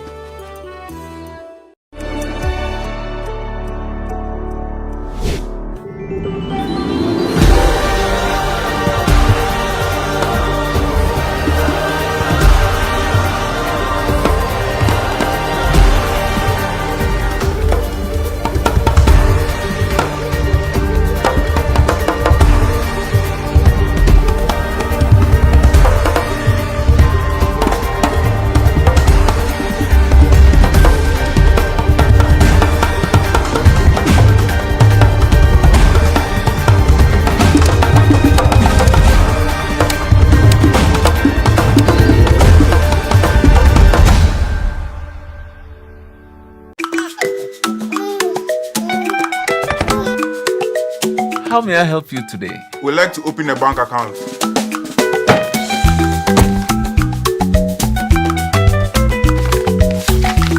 Sign here, sign here,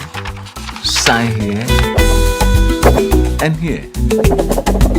And now you draw direction to your house. I need your thumbprint. And I'll need your birth certificate too. No, I need the original. A lot has changed since you bank like this. So have we. We've made it easier than ever to open an account online and bank on the go through our mobile app, online banking, and more. EcoBank, a better way to bank your way. Sign here, and here. EcoBank, the Pan-African Bank.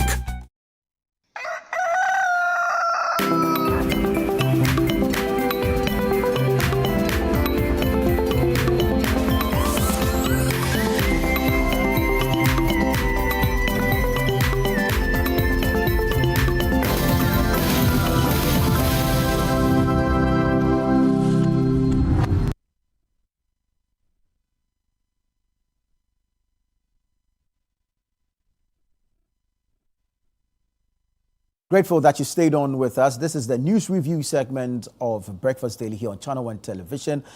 We've been having interesting conversations. The Honorable Alhaji Fusaini Isa is here in studio, and of course his senior brother, the Honorable Nilante Vanderpoy, is also here. We've had conversations around the Yusro Ehunehuna demonstration by the NPP yesterday in the Sunyani East constituency. We've discussed xenophobic attacks in South Africa. Let's move on to a matter of pressing national interest, the issue of illegal mining. It doesn't seem to want to go away, irrespective of efforts we've seen successive governments put in. Now, it's eating into all fabrics of society, the economy, the entire country, the citizenry, and all that we do. Yesterday, we heard the Pentecost Church say that they are unable to do river baptism because the water is polluted. So now they are resorting to synthetic water in pools to do the baptism. It's not funny, but it's a very serious matter. It is indeed. And of course, we know the level of pollution that is currently ongoing.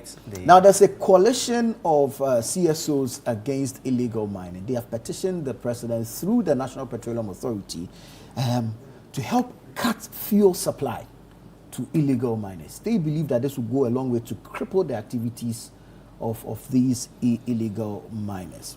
Let's start from there. The sponsorship, or if you like, the arrangements these illegal miners have, if we begin to put stops in some of these arrangements, will that help in addressing the matter? Nana, I have said here in this studio. For a moment, I thought I was. Oh, you wanted to go at it. I have said in this studio. Let me have Honorable Vanderpoy go at it. I have said in this studio we'll have enough time that whatever we'll do as a country to stop that illegality, I support it. Whatever. Be it social agitation, be it executive policies, regulations, laws, I support it. Because I have seen the devastation that is causing to our environment. I'm an environmentalist, and I'm a local governance person, and I have known that local economies grow as a result of preservation and sustainability of the local environment. And a lot of developments that government will want to do as far as improving upon the life of our local people is dependent on a sustainable environment. Right. If it is water, if it is education, if it is health, all these are dependent on the environment. Because we can't build a hospital and will not have water to run in the hospital. We can't build a school and will not have water in the school environment, because what will be what will the school children drink, and also what will they use for their classes, experiments, and all those things. So it is important. And I grew up in a society where, as a school, we had a farm, school farm, for our agri practicals. So the sustainability of the environment is key for our local development. And I said, whatever we'll do to preserve the environment, I am for it. When I was deputy minister, the first time I came into contact with Wontimi, for example, was when I supported the Amenfi West Assembly to confiscate his equipment. Because that was the time we were doing the National Sanitation Day, and I had gone there for public education before the National Sanitation, and we encountered those equipment in the Samaraboy area, and we confiscated. He went to court subsequently from that action. And when we left office and his government came to power, I was surprised to hear that a judgment had been given in his favor and awards have been given to him for that particular case. Against the assembly? Yes, against the assembly. In fact, he nearly put the DC then in jail for contempt. The case determined under the NDC? No, under MPP. The case delayed until MPP came to power in 2017. It was initiated under... It was initiated under NDC, yes. And it terminated under MPP. Under MPP, yes. And so the court of competent jurisdiction determined the case. Yes. Thank you. Yes. There's a clarity. No, I have no problem with the court coming up, but I'm saying that should tell you what interest I have when it comes to fighting the environment. It is not only about that. For example, I am concerned about the pollution of our marine life. You know, our fishermen go to sea today and they catch more filth, rubber, and all those things than fish. I'm concerned about those things. I'm concerned about sand winning in parts of Greater Accra that is creating erosion, creating gullies and all sort of dangers for our communities. If we go beyond Amasaman, you know, towards Quayman and all those places, you see the, immeasurable level of destruction that has been caused to the soil because of our interest in building. So all these devastation, I have gone to my village in Adan and I've seen the effect of sand winning and what it has caused to the erosion and the integrity of the sea defense that have been built over time. So now the tidal waves are reaching are coming again. And recently in Tema, Techi, and other places, they've suffered serious tidal waves because as a result of sand winning and all those things. So we should understand that our very activities within our environment already have an impact on it. I sit here today, just last week, we counted 1,749 excavators that have been confiscated at the port. You know, we have a relationship, DRIP having a relationship with the ministry and the ports, in making sure that we This is the Lands Ministry? Lands and Natural Resources Ministry and the Ministry of Defense. Right. We move those equipments when they come into the country. When they are confiscated, we facilitate their movement to a safe place. And so I am aware of the number of excavators that have been. And still... Would they be added to your fleet? Yes. For now, we've gotten about 60 from the Ministry of Lands and Natural Resources, but it's not enough to be able to service all the districts. So we are asking for more. That will take. We're getting the. So you want more drip equipment? Yes. Yes.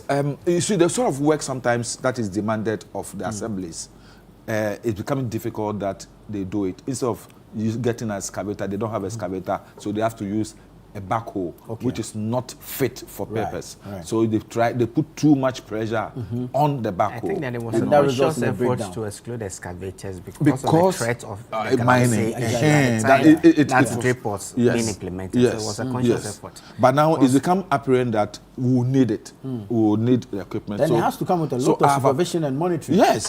We are confident that when we get those equipment, we'll be able to use it in a much more responsible manner.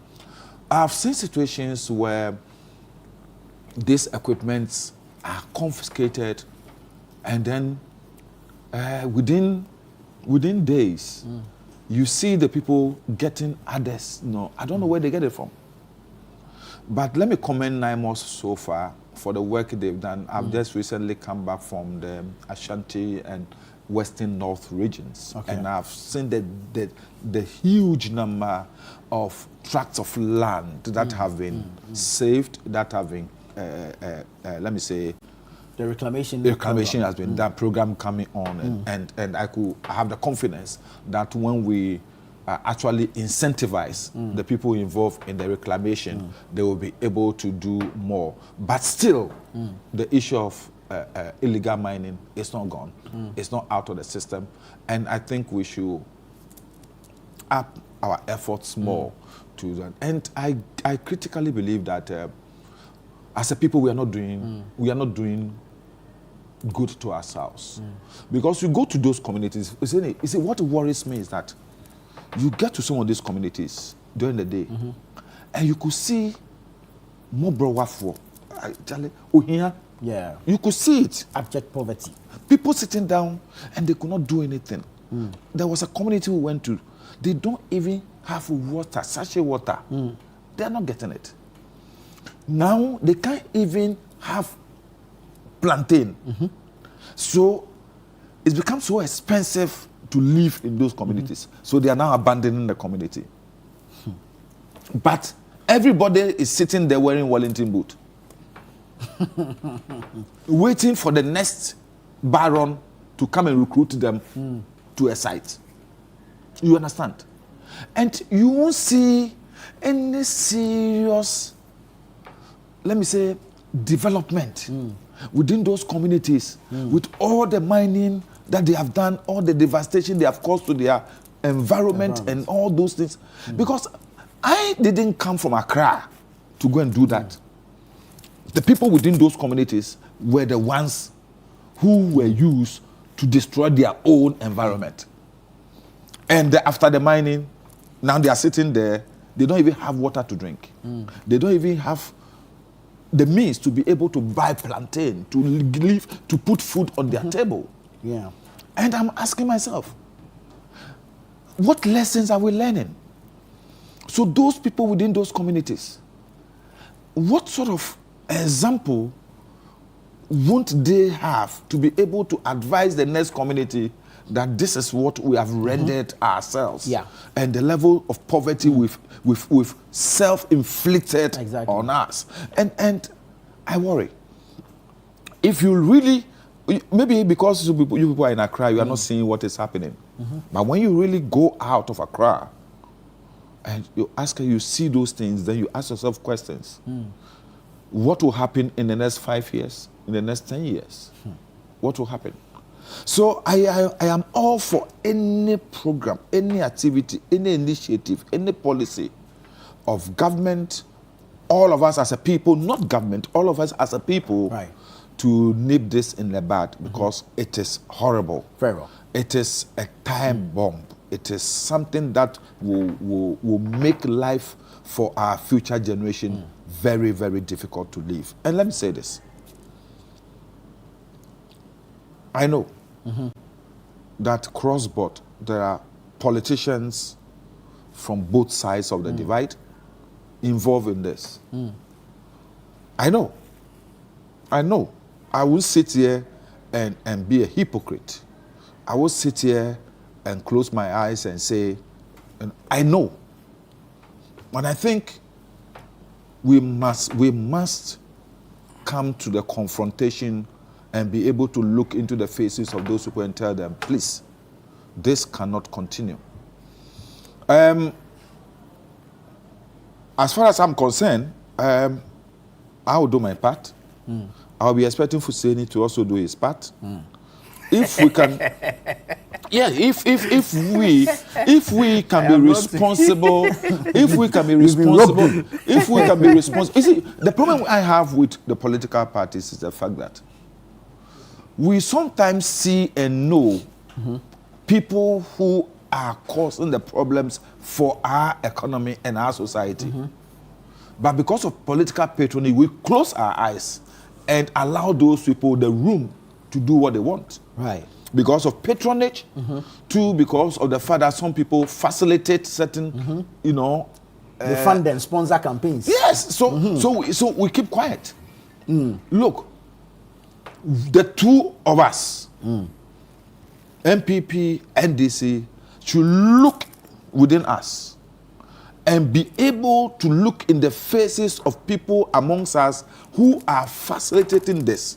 I'm happy that my president came out boldly to talk about it and said there are people within his government who are involved.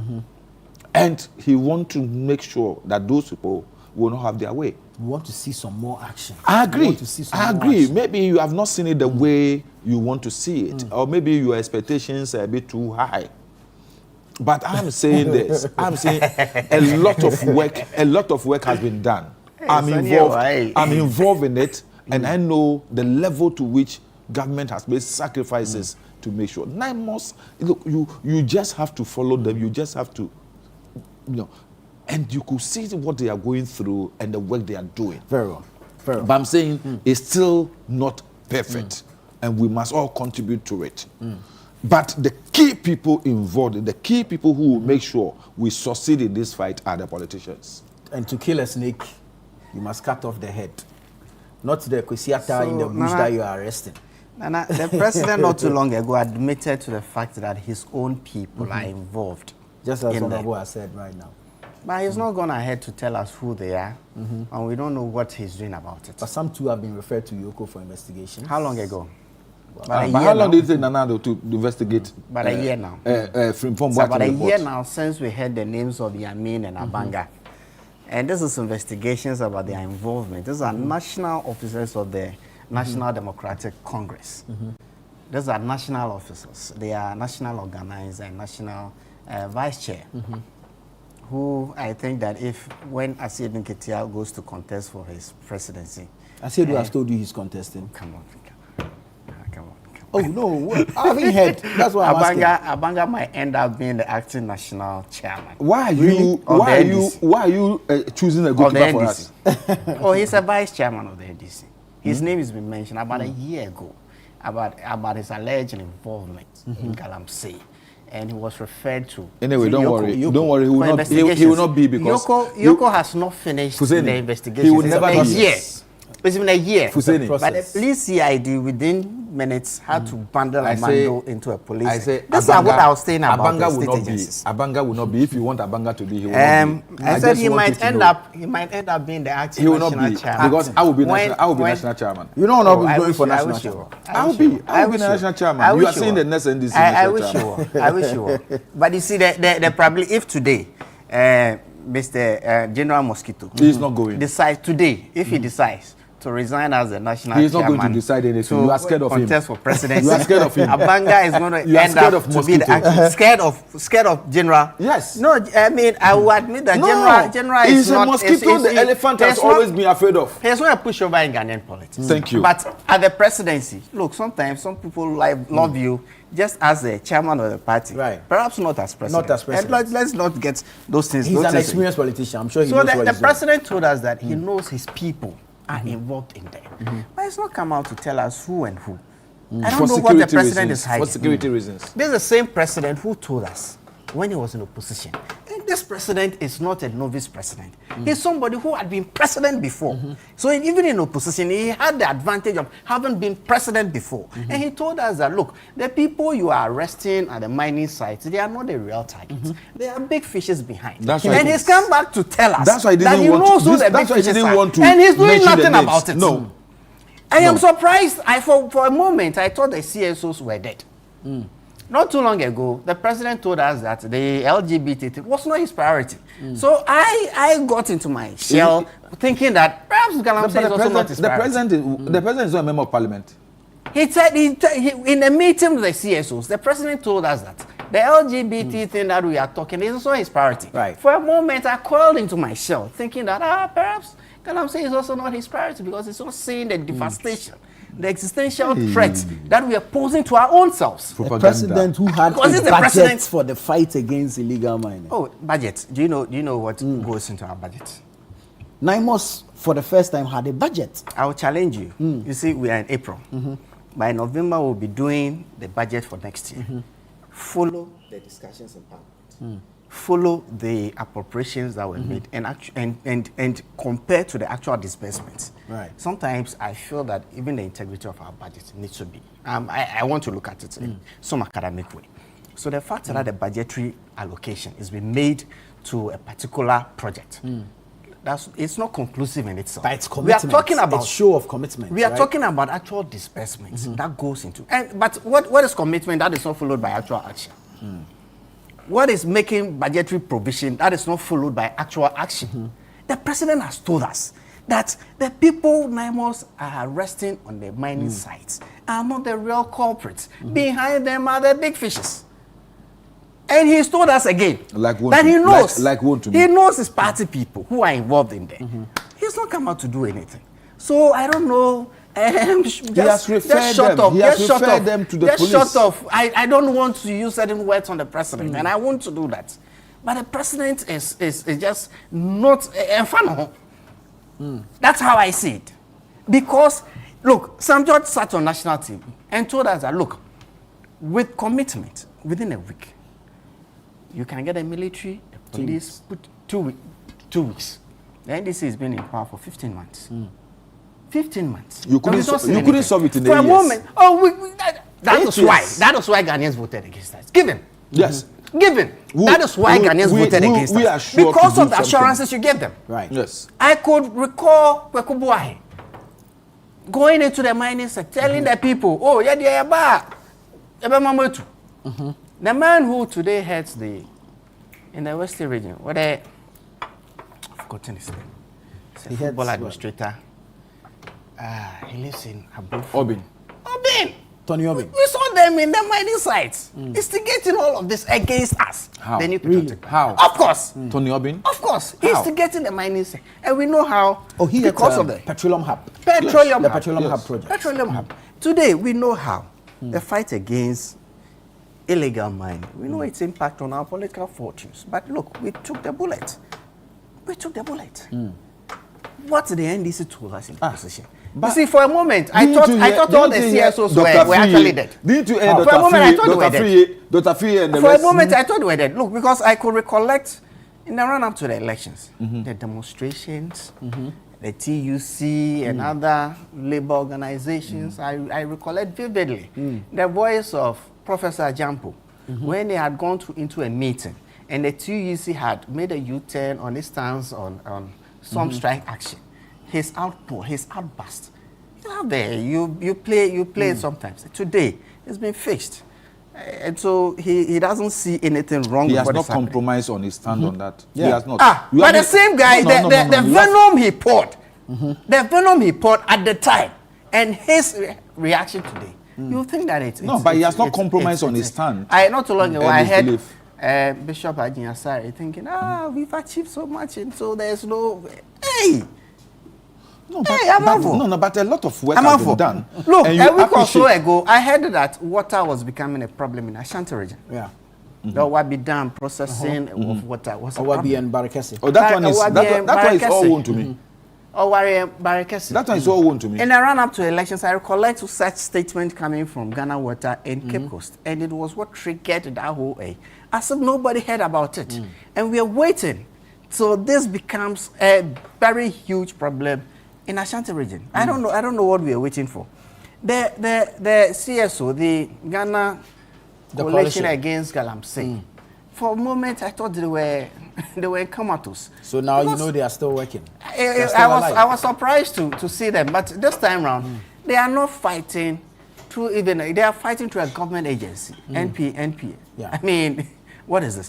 I must admit. A snag, you come back and then you re-strategize. Oh, okay. So they actually hit a snag with the NDC. No, I'm not saying that. I am saying that's what you're saying. No, I'm saying that's when you hit a snag. They you have to come back. Campaign. So they have realized that perhaps they are not the getting NDC government is not being reactive to the needs of the CSO to fight Galamsey. So they have hit a snag. And because they have hit a snag, they have to re-strategize. Which is very key, very, very important. The point I'm making is that, and remove the bottlenecks. The point I'm making, which you have admitted, they hit a snag with the NDC. I have not admitted the same NDC they worked with prior to the elections. They work with them? They work with us? Of course.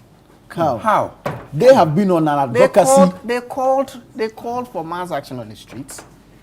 So when they do that, the labor unions, days to the election. So it means that they were working in cahoots with the NDC. How? No, it was in line with the advocacy work they have been doing. They got the leading parties. You see, Honorable, let's not politicize this issue of illegal mining. Since when should we? Let's deal with the issue as it is. Since when did you think that we have to remove politics from the issue? Since day one. Come on. And everybody that watches this show knows my stand on some of these issues. It might be your when we're dealing with developmental issues, we politicize issues this that matter to the affect us extent as a country. We politicize this matter to the extent that Ghanaians were made to believe that without us issuing a state of emergency in mining areas, we were not going to be able to solve this problem. What politics does and the people who believed, who come and the people who believe, including the equalization and comparison, and we don't make any progress. I'm just recalling where we have come from, including the current Minister for Lands and Natural Resources. He thought that without a state of emergency, there was no way. He comes to the government and he says that now because of what there's no need. This is an existential problem. And it's getting worse by the day. It is getting worse by the day. If we continue this trend. One short statement. You see, from security perspective, you know my background, so I'm saying that declaring a state of emergency in certain areas will totally cripple the economic life of that area. That's nice to know. It is innocent people who will be affected. That is refreshing. Listen. For example, and the NPP did it. No. That woman who sells... We didn't ban all mining activities. You banned mining activities, but within that period, the state of we made more gold. And so when the NDC was talking... And so when the NDC was talking about the state of emergency, we said that was not the solution. We said that was not the solution. We started by giving alternative when the chickens come home to roost, all of us will bear the brand. Let us think Ghana first, politicians. No, these same people, the NDC, had solutions to every problem whilst they were in opposition. They come into government and then they shift position. And that is, we have to call them out. Thank you, that's enough. We have to call them out. The point has been made. Thank you. Whilst we were in opposition, they have shifted and we have to call them out. Thank you, you've made the point. More I'm saying that we have made a great sacrifice in the death of our colleagues, fine politician like Dr. Manibuama, and so my colleague Comrade Mutala, my own son Abuaje, Samuel Sapon, and Alaji Munero. And I think that nothing can be more precious than those lives lost. True. In the fight against Galamsey. And the only thing we can do to compensate the bereaved families of these people is to make sure we continue and we are successful with the fight for which they died. Thank you very much. Honorable Nilante Vanderpoy, Honorable Alhaji Hussein Isa, grateful for your time and your submissions on the show today. I am Nanatu Boating. Many thanks to you for watching. The show continues after this.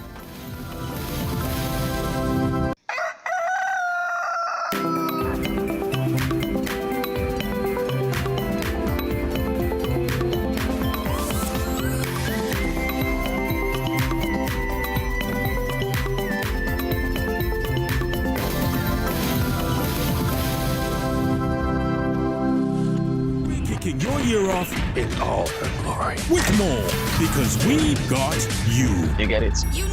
We got kicks, we got scores, we got action, we got roars. It's my specialty. We got drama, we got fun. We got more for everyone with an upgrade on us just for you. More channels, more shows, more reasons to stay. We got you. DSTV, we got you all the way. Do you want a healthy smile? So what we do to rid all of that bacteria is we do what's called a deep cleaning or periodontal therapy. So that is 2 visits. You'll come in and we'll make sure you're very comfortable, because that bacteria is very hard. It doesn't want to leave. So we need to get you numb. So we'll get you numb on one side, the right side, let's say, and top and bottom, and then we'll go through just a disinfection process. And we may have you use also like a rinse to kind of aid in that process because we want your gums to get healthy. Then we do the other side, and after that, it's kind of like hypertension. It doesn't ever go away, but we can control it and get the gums healthy. We can't, because the bone shrinks, so we can't regrow the bone, we can't regrow the gums, but we can keep it healthy where it's at and make sure that you don't lose more bone. Because when you have periodontal disease, it's kind of like your teeth are in quicksand, so we need to stabilize things. So you would need to come back after you get the therapy every 3 months. Life is a celebration of moments. Big and small. The sun is scorching, I'm feeling the heat. With Piva Drink, every moment becomes a refreshing celebration. From the beach to your home, in every corner of your world, Piva Drink adds a burst of refreshment. Give me Piva cocktail and tangerine.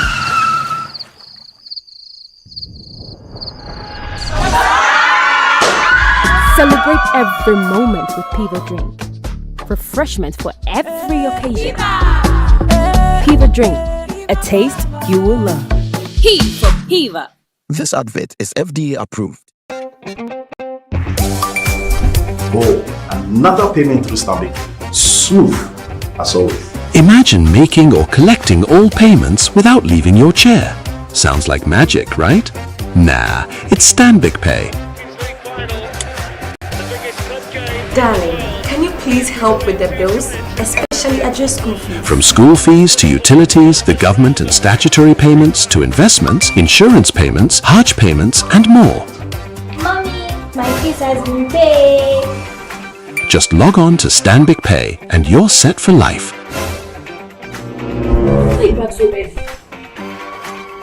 Please tell me everything has been paid. No Stanbic account, no queues, no stress, no last-minute panic. Cherish your time and live happier in safety and convenience. Visit stanbicbank.com.gh or call to get started. Say this 5 times faster for me. Do due diligence. Do this diligence. Hey! Do this diligence. Do this diligence. Say this 5 times faster for me. Do due diligence. Do due diligence. Oh my God. Oh my God. Do due diligence. Do due diligence. I was like, how? Do due diligence. Do diligence. Do diligence. Do diligence. Do diligence. Do diligence. Do diligence. Do diligence.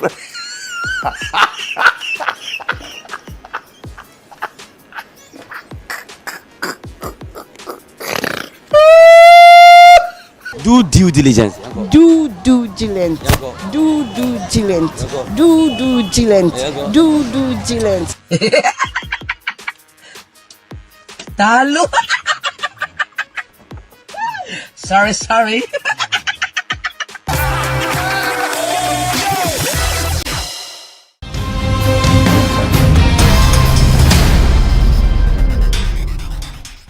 Join us on Footprints this Friday as we sit down with Ambassador Major General Francis Edu Amanfo, retired, a Ghanaian military officer and diplomat, as he takes us through a career that spans defense intelligence and regional diplomacy across West Africa.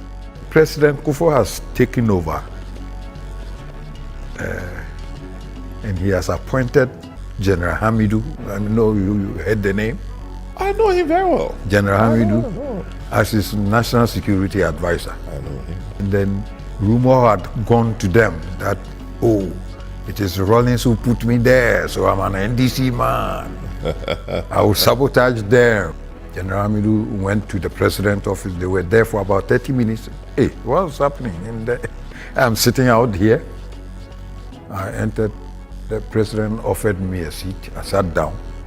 And when he raised his head, he asked me, which school did you attend? Then I said, I attended Prempeh College. Then he laughed.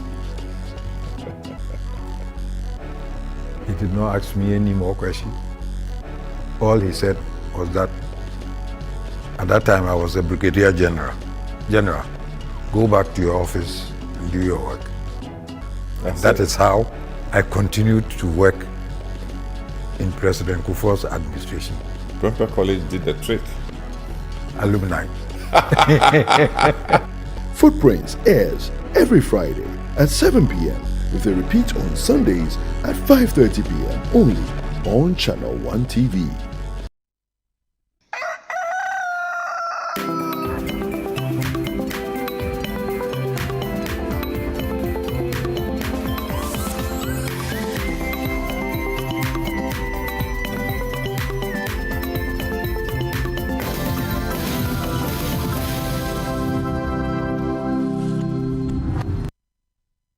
Grateful that you stayed with us here on Breakfast Daily, and of course we are bringing you the second half of Breakfast Daily here on Channel 1 TV. It's going to be an interesting one. We have a lot of things to tell you. The conversations is very, so let's say it's going to be a conversational thing, so you can join us with your submissions, your comments, and your WhatsApp messages via WhatsApp line that is on your screen, and definitely we'll be reading them out for you. But you know, I don't do the second half of the show alone. Even if Chris is not here, someone else will be here, but Chris is always here. So Chris Carter, you are welcome to the show. Thank you. How are you doing? I'm fine. What a nice welcome. Yeah. How is your Thursday going? Thursday's going great, but really, one thing I really wish for is for the rain. I feel Why? like it's a bit hot. Yeah. It's a bit hot. Yeah. Even the ACs, it's blowing hot air. Everything is just hot. And you're spending more. Because your AC has to run. It has to run, my brother. Your prepaid is going. Oh. Anyway. So now, but it's part of so life. now I'm understanding the whole prepaid situation. Yeah. You know, from postpaid to prepaid. Now I'm trying to understand it. Adjusted and all that. Yeah, and it makes you want to always. What to watch? Always watch. Bite it more, you're rich. Anyway, so let's start with this seasons of prayer, and we are just reminding you we have few days to go. So please join. Today is the 23rd of April, and we have about 7 days more to go. And we started this from the 1st, and we are ending on the 30th of April 2026. Midnight cry from 12 a.m. to 1 a.m. This is your day from 4 a.m. to 6 a.m. and prayer encounter from 12 p.m. to 1 p.m. And you can join on Facebook if you have any question, anything you want to ask, or any information you need. You can call the number 0244981112, and of course, all your questions will be answered. All right, so we have the family consecration service that's going to be topping up the whole seasons of prayer, and it's going to be happening at the Oil Dome Royal House Chapel here in Accra on the 1st of May, which is a Friday from 6 a.m. to 12 noon. You definitely do not want to miss this, because this is the yearly family prayer service put together for us to restore hope, restore the family, and also renew vows, and also inspire each other in prayer. Clearly, you can see the lineup of speakers or preachers that we're going to be having on that day. You definitely do not want to miss this. All great men of God: Reverend Stephen Wingham, Reverend Maoli Chikata, Reverend Maoli Benson, Reverend Michael, Reverend Nelson Awintia, and Reverend Fred MCC. That's Reverend Fred Mark Davis. And Reverend Mike Nwagbewono. His name is Fire for Fire. Oh, that's Fire for Fire. Yeah. Fire for Fire, yeah. So you definitely don't want to miss any of this. It's going to be happening on Friday, the 1st of May, 2026, 6 a.m. to 12 noon. See you at the family consecration service at the Oil Dome Royal House Chapel. I want to remind you, today is Thursday, and on Thursdays at 7:30 p.m. we'll bring you fresh episode of The Blanksons. This is an in-house production, Channel 1 TV production. The Blanksons is a family series that you'd have to enjoy, sit behind your television set and enjoy. There are repeats. Fridays, Saturdays, Sundays, Tuesdays, Wednesdays, and the times are labeled there. So definitely you can join and enjoy The Blanksons. Please, you've been working too much. You've been working too much. You need to relax. I saw a pastor say, relax you. Relax it. So you need to relax yourself. And we're bringing you a fresh episode today. Fresh episode today. So today at 7:30 p.m. I'm sure by 6:30, latest by 7 o'clock, you are home and you will be able to enjoy the Blanksons from 7:30. And exactly 8 o'clock, we bring you CNR. So please enjoy us through the period. So Fridays, 11:30 a.m., Saturdays, 7 p.m., Sundays, 4:30 p.m., Tuesdays, 3 p.m., and Wednesdays, 5:30 p.m. So enjoy yourself as you watch the Blanksons. Nasco, Lizzie Shito, Out Mosquito Spray, and Everback actually helped us to produce this particular content we are bringing you on your screens. All right. We also have World Cup Central, which is a new one that's gearing up to the World Cup. And it happens every Friday at 3 p.m. with Gabby Ofair. It's all talk about football, everything that we need to know about the World Cup and about the football world. And of course, we know the new Black Star coach He came yesterday. he was here yesterday. Yeah, he came into the country yesterday, and there was a big welcome. Another I airport. was so surprised. Ghanaians are... Actually, when I was going home, I saw the Black Star bus. Yeah. Yes. And the outdooring will be done today. The unveiling will be done today at the Alisa Hotels today. And we will bring you live of that on TV. So you should expect it and know the questions we will be asking Carlos Quiroz as we prepare to bring the cup to Ghana. I mean, I'm still having that hope that we are bringing the cup to Ghana. So be carrying that live on TV and make sure that you enjoy. I like the fact that Ghanaians showed him love at the airport yesterday. So the way we've shown him love, if we show you love like that and you don't do what is needful, then you know there's a thin line between love and hatred. We will switch. So, Carlos, we will show you love. All the love in the world. The cultural troops that they came to. You think they did it for nothing? We know that you are helping us bring the cup. You know, if you have a target, you want to get to the skies. Or you know that you want to get to your roof, just throw something into the skies and definitely it's going to come back onto your roof or something. So we've thrown our own. So we are aiming high that we are bringing the cup to Ghana. But if that doesn't even happen, please don't let them bore us at group stage because that one, dear, Ghanaians won't forgive you. So Carlos, it's in his hands. Yeah, over to you, Carlos Quiroz. By the way, so you can have more of these conversations on Friday, World Cup Central here on Channel 1 TV. And Gabby is actually going to bring all the guests that they can really analyze, dissect, and get into the issues well. And of course, you get to understand a few things that will be happening in the world of sports so far as World Cup Central is concerned. And you know what? We have a few days to go.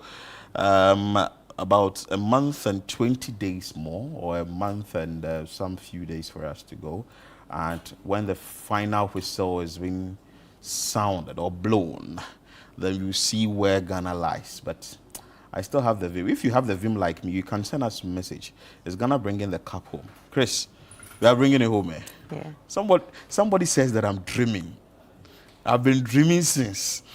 Dreams are good. Yeah, haven't you heard this one? When you dream big. Yeah, and dreams come to pass. Yes, as big as the ocean. And we are dreaming. Aren't you dreaming? You should dream. So let's see how that is going to be. Anyway, let's talk about the It's Ghana Rise campaign. And this is a campaign that we've been running here for more than a month now.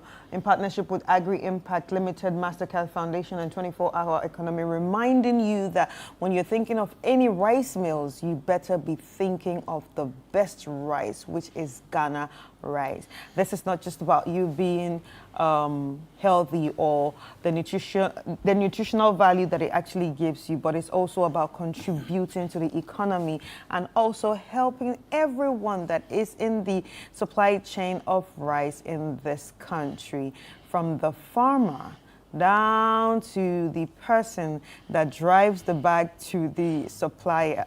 So what you're doing is you're putting money in each of these people's pockets. So when you're going to buy rice, think of Ghana rice.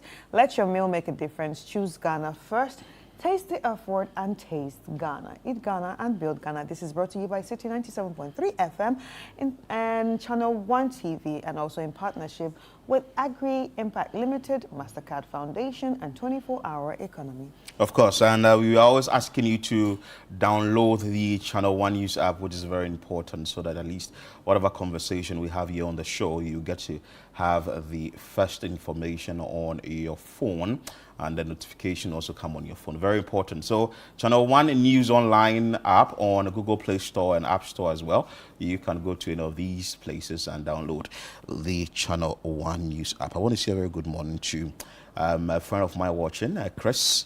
He's also Chris. Yeah, he works at the Ghana Telecom University now. It's Ghana Communications Technology University, something. Yeah. So, Chris, good morning. He says if I don't mention his name, he may get a problem. So, yesterday, you spoke to experts on why late eating is a problem. But the president himself has said that we should stop it. We should stop worrying our wives around 10 p.m., asking them to go and prepare us banku, or probably eating fufu late, or all those things. But Charlie, is this something we can stop? Chris, from the conversation you had with the people. Yeah, that's why we want the people. Is it very is it like, I know health-wise is good, but if you're hungry, like the whole day you've not eaten. Yeah, so they actually gave tips on how to reverse that behavior. Really? Yes. So it starts small, like little by little. Because there are some people, I know some people can go through like the whole day, have been busy, I'm moving from one meeting to the other, I'm not having time to eat and all that. And you know, sometimes to people, let me just put it this way, people who are married, for instance, or people who are also dating, sometimes would get home and maybe your girlfriend has prepared something or your wife has prepared something. You don't eat one, you don't eat two, you don't eat three. It's like, you don't like my food. So we are going to sanction you for that. I think you need to have conversations on when to eat. So it's discipline. Yes. It's discipline. It's discipline. So I think you need to have conversations on when to eat. So not just because your girlfriend or your wife cooked for you and you came in late that you have to eat, just to make her happy. And some if people it's late, too, you cannot eat. And I know some people who will eat everything. So if you give them 3 balls of kenke or 3 balls of banku, the person has to finish all. No. I've seen some videos of omo people doing eba. It's a bad behavior. Anyway, so the conversation, let's enter into it and bring you what it is about. Chris actually had a conversation on dangers of late eating. Let's enjoy and educate ourselves as well.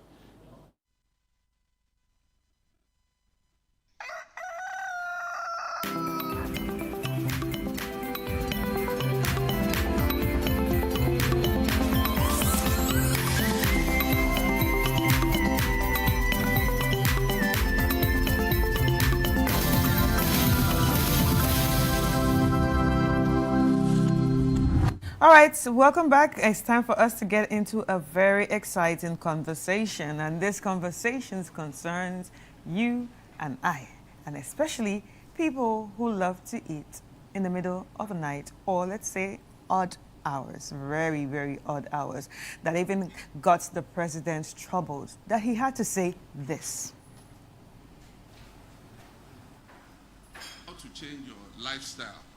I mean, if you are the kind of person who likes eating heavy foods, you are not physically active, you are sitting in one place, and yet when they give you your fufu or banku, you say it's too small, you want a big bowl of fufu, and you want to eat it every day. Sometimes you eat it at night before you go and sleep. All those dietary changes you'll be educated on. Please, by 7 o'clock, eat your dinner and don't eat again. If you are hungry, just take some cup of tea or something. Don't eat any heavy food. Banku in the evening, you come from work in the evening, and then your poor wife is tired. Come and do banku, come and stir banku for me at 10 o'clock in the night. Why?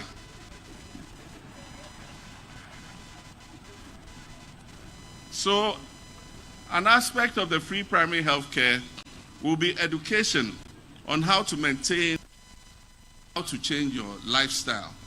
I mean, if you are the kind of person who likes eating heavy foods, you are not physically active, you are sitting in one place, and yet when they give you your fufu or banku, you say it's too small. You want a big bowl of fufu, and you want to eat it every day. Sometimes you eat it at night before you go and sleep.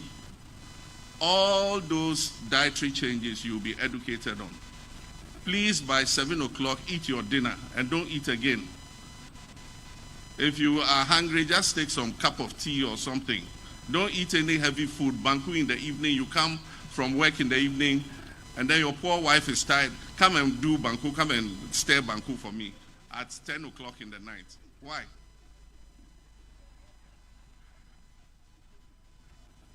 So, an aspect of the free primary health care will be education. All right, and there you have it. Like I said, some of the times that some of you eat can be very troubling. This actually got the president worried, which he made that statement. But luckily for us, we actually have a dietitian in the house who's going to break down things for us and let us know, is the president actually right with what he said, or is there a better way to do it? Anyway, we have Reverend Prince Baidu, who's the president of Ghana Academy of Nutrition and Dietetics and head of dietherapy unit at the Tema General Hospital. And also we have Hannah Baini, who's a dietetics intern at the Tema General Hospital. And we are about to have a conversation on the right time to eat. Hi, how are you? Chris. It's been long. Very, very long. How's everything? By God's grace. Oh, you look like you've been taking care of yourself and eating well. All right, so we just heard what the president said, and apparently there are dangers to eating late night. Sure. So can you break it down to us? Let's start with what is actually the right window to eat for the whole day? Let's say the whole 24 hours. What are the right windows to eat? All right, thank you very much. The human system is a bit different from what we know to be with the hyenas and the tigers. Mm-hmm. That sometimes when they get a catch, they can eat, and for several hours they could be fine until they eat again. We are not designed to put all our food and eat them at a go. Mm-hmm. So from the various work that have been done over years, we realize that the window of eating between 5 a.m. to 7 p.m. helps the body's health. Mm-hmm. So if you have anything to eat, did you say 5 p.m. to 7 p.m.? 5 a.m. 5 a.m. to 7 p.m. Wow. That span of time. So that means is healthy. 7 p.m. it's over. 7 p.m. should be the end game for eating in a day, because you see the body's metabolism when we eat and how the body works on the food. It's at its peak when the sun is on.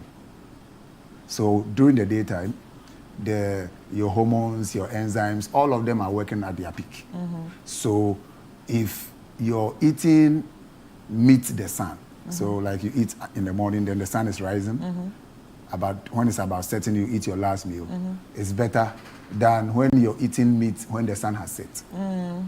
Yeah, Mm. because there are a lot of what we call physiological and body chemical compositions that are at play there. So it's important that if you have any food to eat, you eat it within this window. Mm. So maybe by 8 o'clock, from the time you wake up by 8 o'clock, you should have eaten your first meal. Mm-hmm. That is if you want to eat 3 meals. You know, Mm-hmm. it's not recommended that you eat 1 meal a day. Mm-hmm.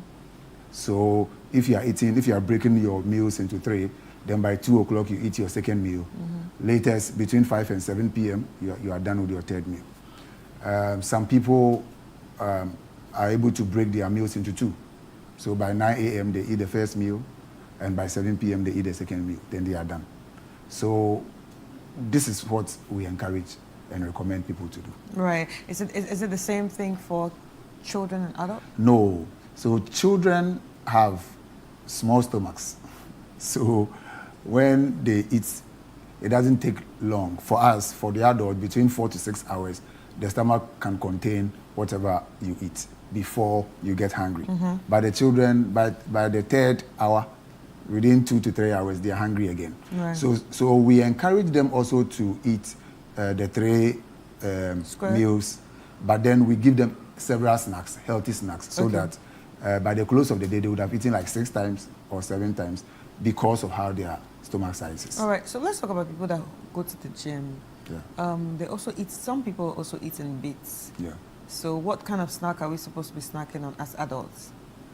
Okay, so I think the last conversation we had here, we said adult intake of snack by adult is optional because we have enough stomach size to receive whatever nutrients we require for a period of 6 hours. So if an adult has to take snack because of one reason or the other, a snack must be low in fat, low in carbohydrate, or what you call sugars, and moderate in proteins. So in effect, whatever you take for snack should not give you a lot of energy. Then it qualifies to be a main meal, right? So some people will take vegetable smoothie or vegetable fruit smoothie mix with a bit of maybe protein powder and all that as snacks. Yeah. So those ones, once it is calculated for you, especially if you are gymming, there's an amount of protein you need, and it must be calculated into your intake, whether it's a snack or a main meal. Right. So that one could be done Right. once you have a dietitian guiding you. Right. So let's ask Hannah. Hannah, how is eating late problematic? Okay, it's problematic because our body also goes through the 24-hour cycle. So our organs, the kidneys, the heart, they also rest at night.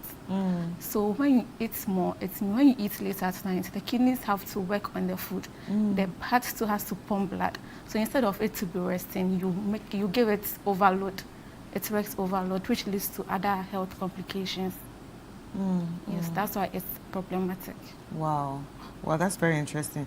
So, but there are some times that doctors actually tell us that, okay, you know what, after eating your last meal, make sure you actually stay up for like 2 hours before you sleep, especially people that work late in the night. Would you advise them to eat at that late, as long as they do that, their 2 hours of being awake before sleeping? All right, so the 2 hour before, or allowing 2 hour window before sleeping after your last meal is a very important recommendation. Sorry, because around that time we think that your food would have digested and absorption into the cells would have started taking place. Now, but then if the main meal is eating like 8, 9, and you said you are waiting till 11, like Hannah said, generally your body is preparing to shut down to sleep. So even when you wait for the 2 hours for the food to digest, it won't digest as fast. The nutrients would have pumped into your blood, and then the absorption that would have taken place, assuming you took Banku at 9 and you took Banku at 2, there's a vast difference, because at 2 you are still active, you're still walking around, your hormones, your enzymes are all working fine. So that recommendation is good when you have eaten your meal at 7 or 6, then by 8 you sleep, or by 9 you sleep. But then it's not to say you can eat at any time and wait for 2 hours before you sleep. All right. Yeah. Wow. So for people who have very problematic schedules, what would you advise them in how to, fix their lifestyle when it comes to eating, especially at night? At night. Yeah, so what we say, in fact, we have a lot of cases, a lot of clients who come, and we have to sit with them to explain, because we still will encourage them to eat their main meal, the 3 meals I spoke about, within the 5 to 7 window, and train their bodies to fit into that window. Because the good thing is that when you provide the energy your body requires to the body, it doesn't push you to be eating. So, for example, some people are so busy that in the morning they will not eat. Their first meal is around 2. Then, when they eat at 2, around 6:30 they become hungry again. Then they eat something. Then they are not asleep. Those 2 meals are not enough to provide all that the body requires. So, if they are awake by 11:30, they still feel hungry. So, what about people who fast? What would you advise them? Yes, so because sometimes right after you break your fast, there's this rush of hunger that's, you know, attacks your whole body that you just want to satisfy it at once. Exactly. So what we encourage people is that the way you break your fast is as important as the fasting itself. Otherwise, you can go through a number of days of fast and you'll be done and you are not well, you are sick. Yeah. So we say that plan for the fast. Fasting helps. In fact, it has a health implication. Yeah. So if you fast and you are breaking, don't break deep into the night. Oh, right. Because you will not be absolved from the effect of eating at night because you fasted. So if it's a day's fast and it's a 6 to 6 fast, make sure by 7 you have broken the fast. You drink something warm, maybe some hot tea. Then after that you can take some soup or porridge before you have the main meal. You can have that. Only that when you are fasting and you overeat, you may not be able to maybe do this the next day's fast. So just eat moderately within the healthy window. It will be very helpful. So that the time you are done with the fasting, you still have energy, and you get the benefit of fasting and benefit of letting your body be out or stay out of food for a while. Right. Yeah. So Hannah, can you take us through portions? What are some of the portions we should look at when we are, serving our food? Because so I think portions also play a part. Okay. So for our practice, we do individualized plans for our clients, and so we can't give specific portions because the number of calories you would need in a day might be different from mine. But we have a general portion that we all use. And so let's say for children, we say they should eat thrice a day and 2 snacks in between. So for when we take our plates, we make sure that half of it contains vegetables, not rice, like the typical ones. When we take our plates, half of the food is rice, then the stew be very small, yes. And we have our fish too. But for us, we say that when you take your plate, half of it should be vegetables, then your starch, carbohydrate should be quarter of the other half, then your proteins and your fat, which is the stew or anything, should be also on the other half. So you have 3 portions on your plate. That's how. Is that for children alone or everybody? For everybody. Yes, please. Wow. So what advice would you give to people who are already eating late at night to help them stop? Yeah, so what we'll say is that, first of all, they should shift from taking the main meals to vegetables, smoothies, and some you can have like carrots, cucumbers. You cut them, then maybe an egg or 2. Then you have your hot hibiscus tea or green tea, and you can take with it for the start, because you need to train yourself out of eating at night, because it has some dire consequences. Diabetes, hypertension, which are 2 key risk factors for strokes, right? So and heart disease. Heart disease, when you eat a bulk at night and your insulin levels are moving up and down, they impact negatively on your heart. So you get to a time, by the time you are in the middle ages or getting to your retirement age, then you have some heart issues to deal with. So if you are eating late already, we encourage you to, first of all, shift from the main meals into the vegetables and the salads and the smoothies, then gradually pull your time backwards to 7 o'clock or below. Right. So any final words to anyone watching right now? Okay, so we all have that mindset that, in the evening, let me eat light food like tea. But the question should be, what is in your cup of tea? Some people do add Milo, milk, and the other things. When you compare that to a bowl of salad, the calories in those teas are more than the calories in those vegetables. And when you take the tea too, you might not get full. So you might tend to add bread and egg, which would be more calories than what you need. So we shouldn't say light foods are good in the evening because we see them to be light, but you should consider the calories in the light foods you are eating. Wow, that's very interesting. Reverend, where can people reach out to you? Yeah, so we are at the General Hospital. Anytime they can walk in there, and we will attend to them. They can also reach us on our on this line 0549 793878 0549 793878. 3878, and we will attend to them. All right, ladies and gentlemen, we'll be speaking to Reverend Prince Beidu, who's the president of the Ghana Academy of Nutrition and Dietetics and the head of dietherapy at the Tema General Hospital. And we also have Hannah Baini, who's a dietetics intern at the Tema General Hospital, and it was a great conversation with them. Now you have learned why you are not supposed to eat heavy deep in the night, and if you already started it, it's very important for you to start unlearning it. And he said you can start unlearning it by switching those heavy food to probably very light vegetables, or fruits or smoothies, stuff like that.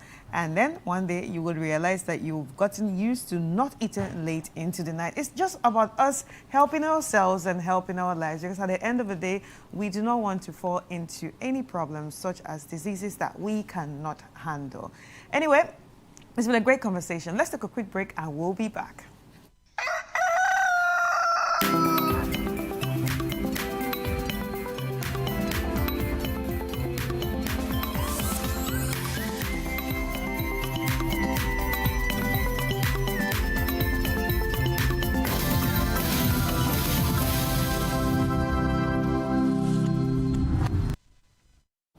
I've learned a lot. Yeah, between 5 a.m. to 7 p.m. You are done. You're not going to eat again? Yeah, not. But I don't know. People who are doing 24 hours, I don't know for you. But anyway, we have learned. The president's message too has also gone down well. But people who are doing 24 hours, it's clear that all they need to do is just learn to eat light. Because at the end of the day, one important thing I took out from that conversation was the fact that our do you know construction workers do 24 our hours? body organs also need rest, that the liver and the kidney. So the time that you are meant to rest, your body organs are doing the same thing. So if you're feeding them, it's like putting... They're also working 24 hours. No, it doesn't work like that. Eventually they will die. Anyway, so we are moving away from this conversation, and I will bring you another interesting one that has to do with a very brilliant musician, an astute musician. I'm sure you may have heard of his name one way or the other. You may have seen him as well. You may have listened to him play and all that. There is an upcoming event, which is the International Amu Fest 2026. We'll tell you about that. We'll tell you about an event that is happening tomorrow as well. But the man himself is in studio, Berima Amu. Berima Amu, you're welcome. Thank you. How are you doing? I'm doing I like your drip. Thank you. Like African, everything so. You see? Yeah. You have to do a blend. Yeah. The man is walking the talk. Anyway, so who is Berima Amu? Tell us about Berima Amu is a musician, an artist, a cultural curator, and yes, I travel around the world advocating for Highlife and playing Highlife music and trying to, since it was put on the UNESCO World Heritage thing, it's also giving us a boost to be able to identify it as a very unique thing that Ghana has blessed the world with. So that's what I'm passionate about now. Wow. Yes. At what age did you start music, or did you get to know that, hey, I can do this and I want to follow this particular course? Okay. So at 5 years old, my dad took me to John Tay, and I started playing the trumpet. So by 7, we started traveling. So by 9, I had been to all the West African countries. Oh. And then at 12, I did my first European tour. So I've been doing that. After that, I went to Legon Presec. And then after that, I went to Rotterdam Music University to study jazz trumpet. And yes, I've been touring with bands and with just different artists around the world. And you are carrying along Highlife. Who actually pushed you into the Highlife scene? I would say that Berima Amu, all the things that you are doing, I think that Highlife should be the place you should be. So interesting question. So I was playing, I studied jazz, I played gospel, I had a gospel choir, I had everything. And then I think Ampedu came to Amsterdam. Oh, you mean Nana Ampedu? Yes, Nana Ampedu.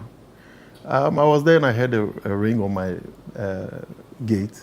I opened and Nana Ampedu was standing there, the legend. I was shocked. And he was like, I'm going to sit down. I was like, in my own house, you know.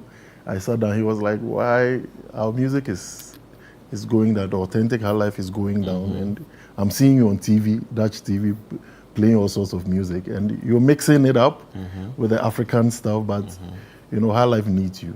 And so I was like, I'm not so sure about that, because it looks like Ghanaians, we don't appreciate our own. Yeah. So I was like, but that was 10 years ago. And I thought about it, I prayed about it, and here I am, struggling to put Highlife on the map. So this should be around 2015, 2016? Yes. Okay. Right, so that's very interesting. But let me take you back to your earlier statement about traveling the world at a certain age, from 9 to 12 and all of that. What were you doing at that age? Were you just following your parents? Or following your father, or? No, so Jonte is a boarding house. And in those days of, like, when we only had, like, just one station in Ghana, anybody that grew up in that time would know that, like, Jonte was all over the place. And so we were doing a lot of traveling. We were going to Nigeria. So it was not about your parents, it was about the school? No, they took us to a boarding school that was specialized in music and maths. Right. You know, and so we traveled with that until I came to Presec, and then after Presec, I went to Music University. Right. So how did your parents feel about it, especially knowing how African parents, were not so not so enthused about music or the creative world?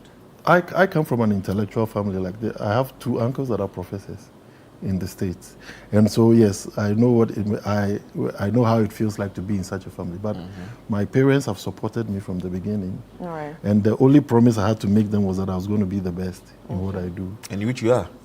I'm trying. He's doing so well in his field. But you also stayed in Amsterdam for a very long time. I've stayed in Amsterdam. And you are still staying in Amsterdam. Yes. Okay. How do they receive our Highlife music there? The amazing thing is that when we have a concert, we sell the tickets in 1 hour. Really? Yes.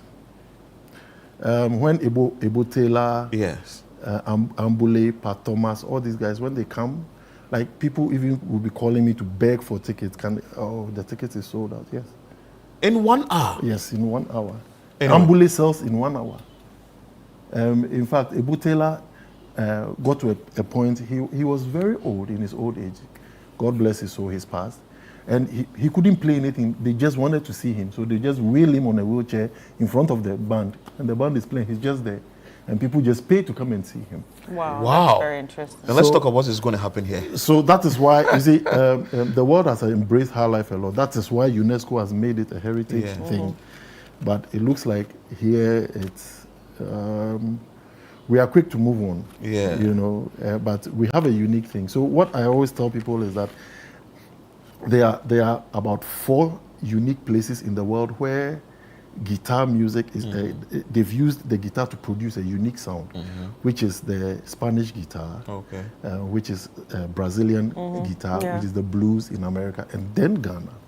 Oh, wow. All right. So let's get straight into International Amo Fest. Yes. That's going to be happening on the 2nd of May. Yes. Tell us about it. Yes. Every year, when I started making, I've been making music for some time now, and when I started releasing like the Highlife songs, I realized that I was gaining some fans here. And then so we planned with our team, I have an amazing team in Ghana, to do a yearly concert. And then it grew into something very big. Now I bring my friends from around the world, and then we're going to have a good time. Yes. So it's just celebrating global music. Like Ghana has become a hub for different kinds of black people and Westerners. And so our music can also reflect that taste. And so that's what we try to do at Amo Fest. Right, Yes. right. So it's going to be happening at the Alliance At Française? Alliance Française on 2nd of May. Yes. Is it free? No, it's 200 Ghana only. And when you check it here, you realize that we're going to have global music. We're going to have an Uncle Ebo White play. Okay. And then we're going to have an after party with the guys from Zen Gardens, Urban Groove. And so it's three events in one, just for 200. So music, a play, and an after party. After party. This is cool. Yes. This is cool. So how can one be able to buy the ticket? Oh, you can go to egotickets.com and get it, or you can use the Momo code *713 *33 *932 #. Ahead of that event, you have another one you're doing tomorrow. Is that Yes. event you So have tomorrow? anytime I come to Ghana, I try to give back, because the creative space, especially in the schools, is looked down upon and frowned upon. So when I'm bringing some industry aspects from Europe, and we're going to have a workshop for the high school students. We're going to have about 200 students to 300 students at Art Center. Wow. Tomorrow at 10 a.m. Wow. Just to encourage them and give them a chance to talk to some great acts around the world. Interesting. We are going to go on a break, but you take us on a break. You're having the, this is the trumpet? Trumpet, yeah. Go ahead. Yeah, but before you go, is it only the winds that you play, or you play other instruments?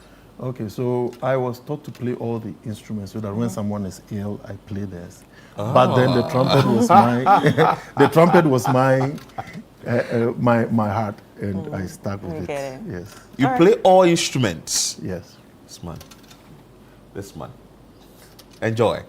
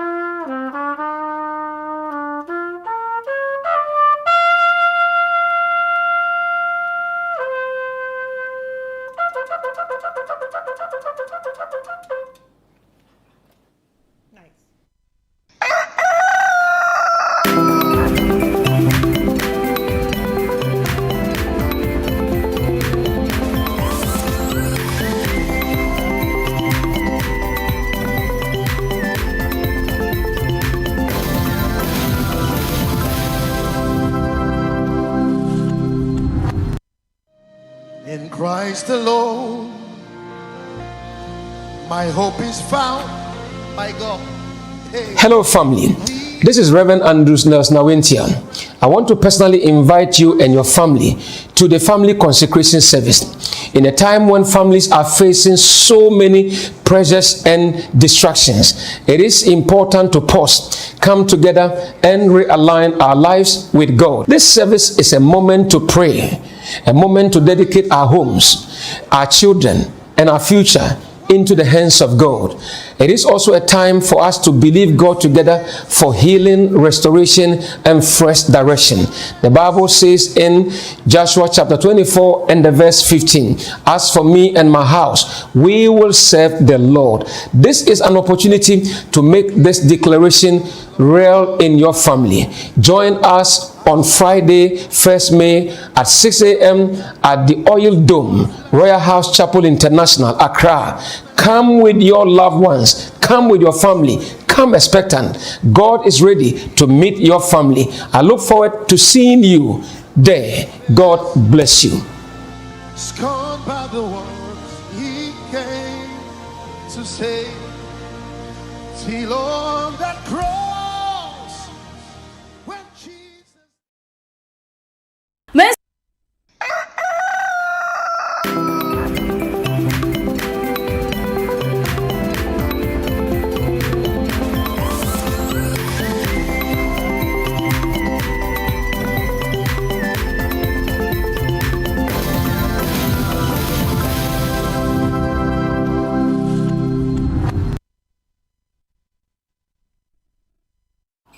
All right, guys, you are welcome back. It's still Breakfast Daily right here. Now it's time for us to get into what's trending, what is making everybody buzz on social media. Social media platforms such as X, Facebook, Instagram, TikTok, and etc. All right, let's get straight into it. What is making everybody buzz and what is making everybody want to join the thread? Please start it. Kubala. Yeah. Kubala. I saw him. King of Kubala. I was like, wow, we have a new king in the country. Yeah. Wow. Do we have his video? If we do, let's. You know that man, like, he's popular in the laboratories. They know him out there. You know what? Let's bring you that. But I didn't know he was Ghanaian. Oh, he went to Prempeh College. I didn't even know. Kubala. Let's bring you Kubala's video. He's in Ghana. Ghana is about to change. A new wave from the kingdom of Kubala. All the police are going to serve me. All the chiefs are going to bow before me. If you have a president, he has to come and kneel before me. Kubala, Kubala, Ilisu. Ghana is about to change. A new wave from the kingdom of Kubala. All the police are going to serve me. All the chiefs are going to bow before me. If you have a president, he has to come and kneel before me. Kubala, Kubala, Ilisu. Ghana is about to change. A new wave from the kingdom of Kubala. All the police are going to serve me. All the chiefs are going to bow before me. If you have a president, he has to come and kneel before me. Kubala, Kubala, Ilisu. Kubala. Kubala. That's the greeting. I think people should check out the video of when he was in Scotland and also what he tried doing there. Oh no! Before we also understand that he's been deported. He had videos as well. He got an I think a kingdom. Yeah. He says that in the forest. in the forest he had was it a wife or wives? Wives. Yeah. 2 ladies. Yes, but eventually he's been sort of deported. But was he deported with his wives? That's what I need to understand. I really don't because you cannot know. deport the king and leave the queens. Because because the kingdom has to be complete. For us to bow down, and he said will bow down. For us to bow down before the king, we need to see the queens. Well, this one I was listening to the City Breakfast Show, and I think that are those leaves on his hair? Yeah, can't you see them with courage? Like they are all there. Like he's a king in his own world. So. Is that a towel? Yeah. So I think the authorities must invite him. Why? And well, we need to, because you see, you wouldn't want to go around saying things like the kings would have to bow before me, the president would have to bow before me, and all that. Let's play that video for a very No, he didn't say the president. He said if there's a president. Listen to what he said. Listen to it. Play it. About to change. A new wave from the kingdom of Kubala. All the police are going to serve me. All the chiefs are going to bow before me. If you have a president, he has to come and kneel before me. Kubala, Kubala, Ilisu. Ghana is about to change. A new wave from the kingdom of Kubala. All the police are going to serve me. All the chiefs are going to bow before me. If you have a president, he has to come and kneel before me. Kubala, Kubala, Ilisu. Ghana is about Indisu. So he's heading to Sunyani as his new throne base, vowing a takeover while Ghanaians respond with jokes about job hunt and reality check. Let's bring you comments, what people are actually saying about the king of Kubala, Indisu. The Yawabi say, we not fit deport him. Yeah, he's a Ghanaian. Why did he go deport him go? He's a Ghanaian. Next comment. This kind of mental disorder hasn't been seen in Ghana for centuries. We should take mental health seriously following this. Well, you may have a point. Allow him, Ghana prisons will humble him. Oh, really? So this was actually the picture of him when he was in Scotland, the one on the other side. Dr. Ian is still walking around safe and sound with his intact, and you want to insult King Atehini. That was the name we knew of when I think Godfred Akoto-Boafo was actually mentioning his name. Of Kingdom of Kubala, I beg, pack yourself. Oh, we should check it. This guy watched too much of Into the Badlands. Bro thinks he is a pilgrim. his pilgrim. Okay. This one says true. Let's bring in another comment if we do. I think we are done with the comments. So, like we're also saying here, maybe he should be invited. We don't want something springing up somewhere and it can't be controlled in the near future. You know why? He's a Ghanaian. You can't deport him. You can't take him anywhere. It's Ghana that he's going to be in. So the authorities must check but clearly, and see what will come out of it. Yeah, but clearly this is a case of mental disorder, right? Especially DID. I think he has something called DID. DID is, I'm not a doctor, I'm not health personnel, but in my opinion, I think he has something called DID. Like where people dissociate themselves from their own identity. Do you understand? Dissociative identity disorder. So it's a disorder where you think you are someone else. But so I think he has DID. He has no medical check has been conducted. Exactly, no medical check has been conducted because they knew he was playing around, but they don't want it to get into an issue of cult following. I'm sure that's why they deported him, but we don't know why the reason they deported him, because he's been living in that forest for a very long time and nobody said nothing. Do you understand? But he must have done something to be deported. But from the video we see here and from the things he's saying, I think he has DID, where he has dissociated himself from his own identity and feels like somebody else. That's why he feels like he's a king. There are so many mental disorders in the system that we do not know, that we do not talk about, or that we classify everything as schizophrenia or something like that. But clearly, this person has taken himself away from his own identity and acts like someone else. Wow. So he probably needs to be in what's that mental hospital? Well, there are a number of them. Yeah, that very popular one. There are a number of them. Anyway, so what next do we have?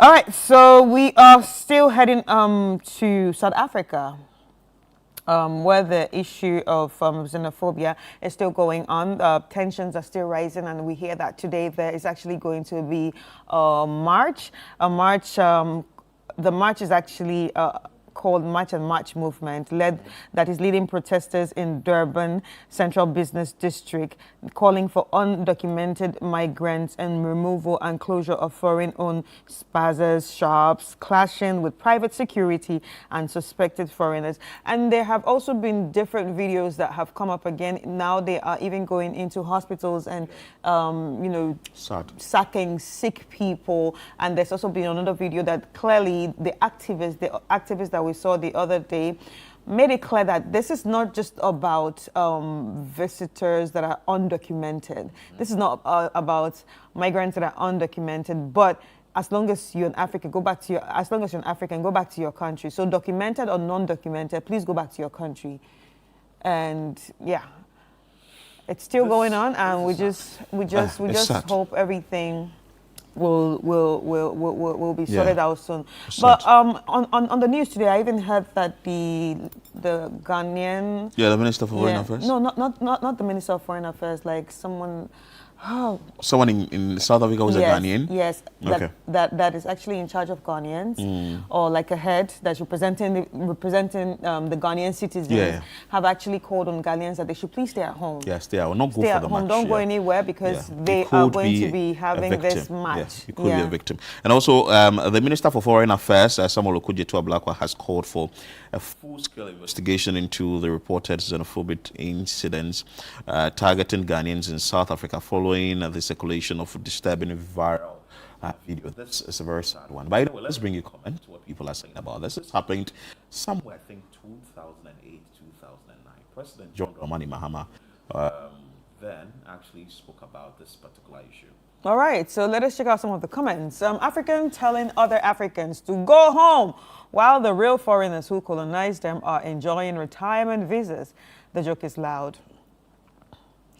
Just grateful to God that I have been to South Africa and ticked that off my bucket list, that I'll ever be there again. This is not just about, ticking it off your bucket list. It's something serious.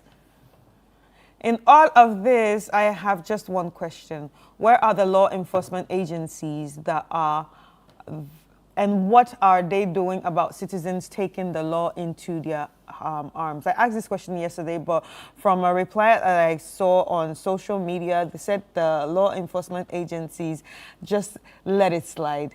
And it seems like they are supporting the foreigners. So that's why they have taken over the whole issue by themselves. Now, they're chasing blacks from their country, but they're praying to travel to the US and Canada.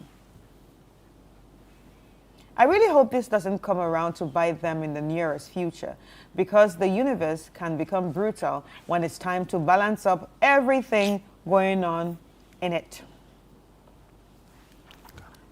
All right, so I think that's what we have for the comments, and let us check out another story. We have Ghana approved visa waivers to Antigua and Barbuda, and we have Maldives and also Zambia. So Ghana cabinet approved reciprocal visa-free agreements on Tuesday with Antigua and Barbuda and Maldives and Zambia, covering ordinary services and diplomatic passports to stays up to 30 days. Announced by Foreign Minister Samuel Okudzeto-Ablakwa, the pact await parliamentary ratification and build on 15 deals secured since President John Dramani Mahama's return in the early 2025, lifting Ghana to 66th on the passport index with access to 73 destinations. Previously, Ghana needed e-visas or visa on arrival for these countries. Now entry is direct with similar access granted to their citizens. The move aimed to boost the passport strength, tourism and ties along plans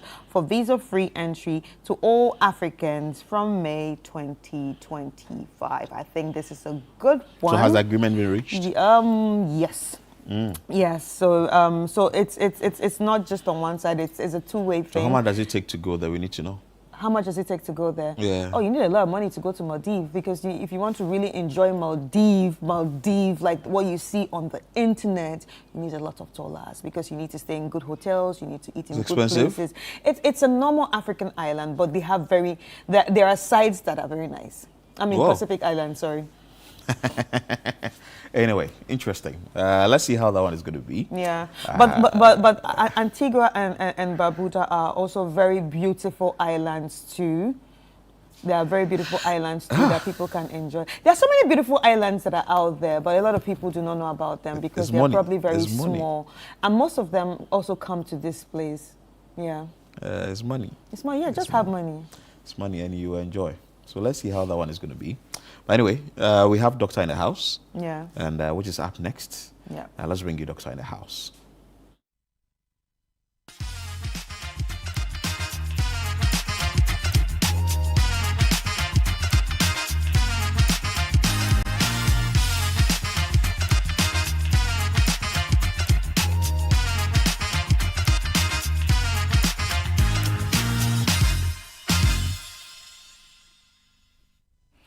Everyone, it's Doctor in the house, and I'm excited to be here with you to discuss about our health. And if you're just joining us for the first time, I always like to say this is the consultation before the main consultation, when the doctor say, hey, it's time for you to get to the hospital. So yeah, you should be thanking us really, because sometimes the doctor just breaks everything down and you just get to know everything firsthand.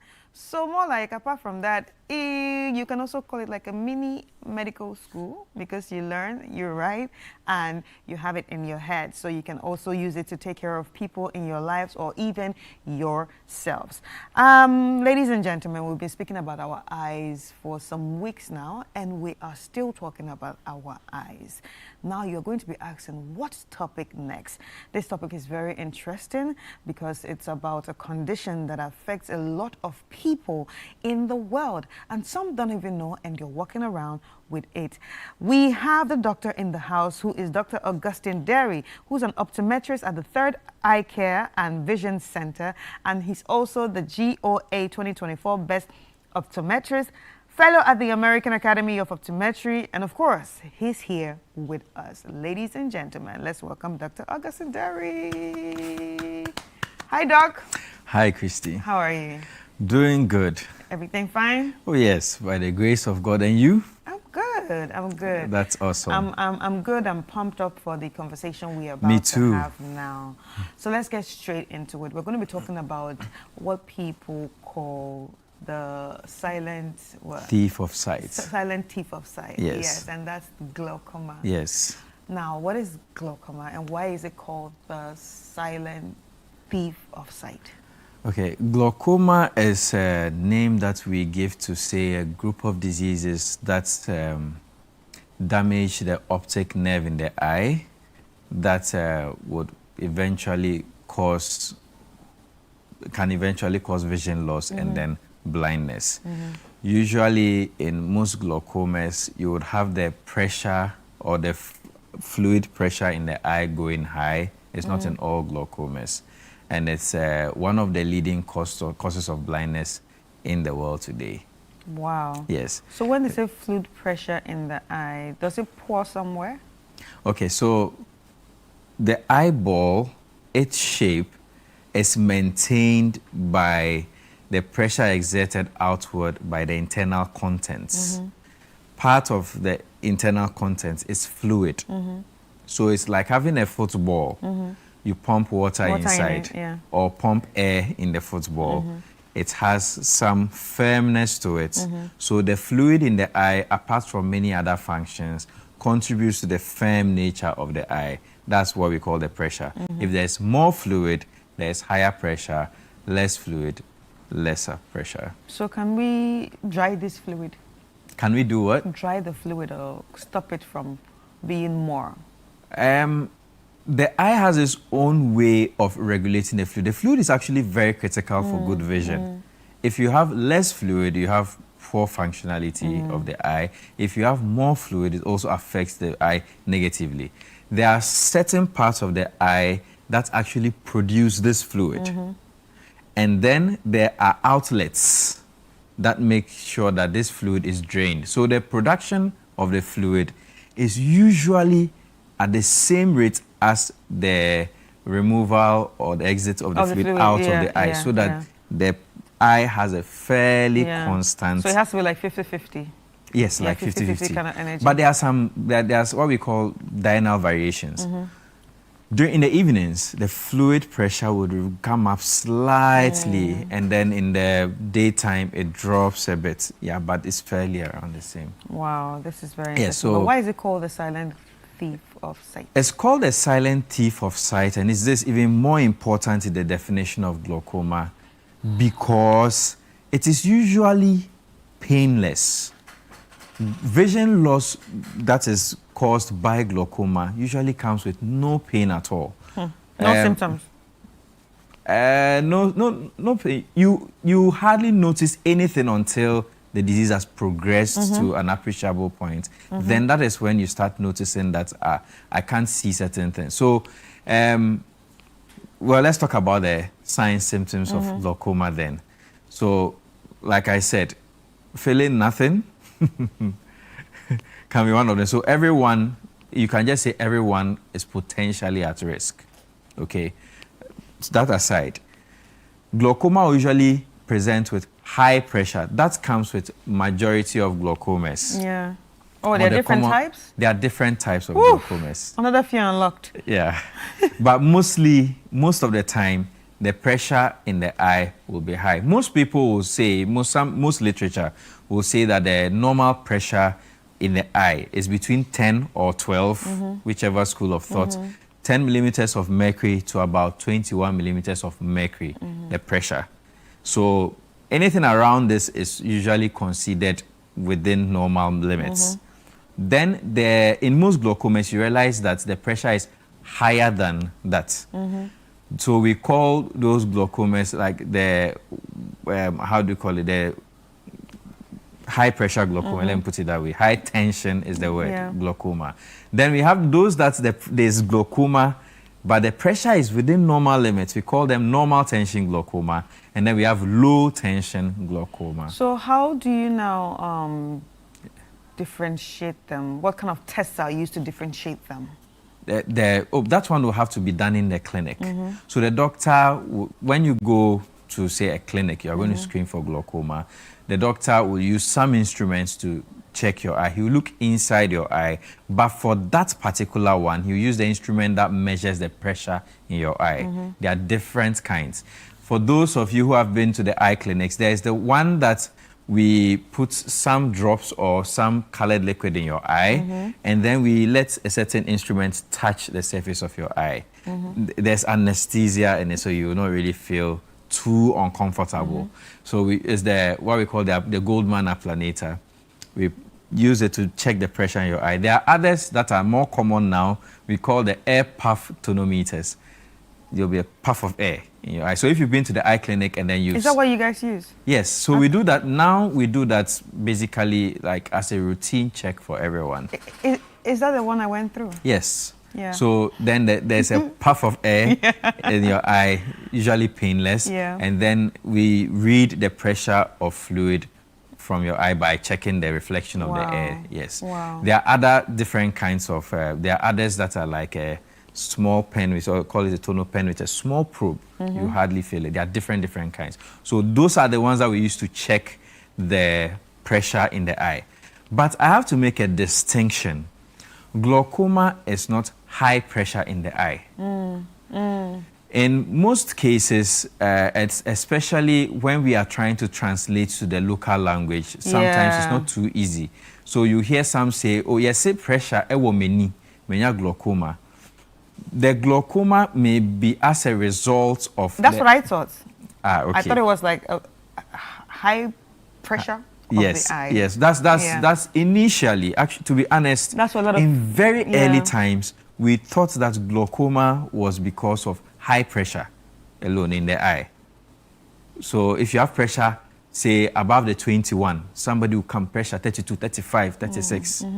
Then we find glaucoma. That's usually where, then we see optic nerve damage. That's usually when we say, okay, glaucoma. But we have come to realize that there can be damage, but there will be the same or normal pressure. Yeah, normal pressure. Or there can even be high pressure, but not really that much damage, like we'll find in glaucoma. So there are people who actually have high pressure in the eye, but they don't have glaucoma. Right. So glaucoma, let me take the definition again. Okay, yeah. Now, okay, I think I'm understanding. So you can actually have high pressure in the eye, but you do not have glaucoma. Yeah. And some can actually have the damage in the eye, in the optic nerves. Yes. But normal pressure. Normal pressure. Yes. And that can actually cause the glaucoma. Yes. That is the glaucoma. And but there is the damage to the optic nerve in a characteristic pattern.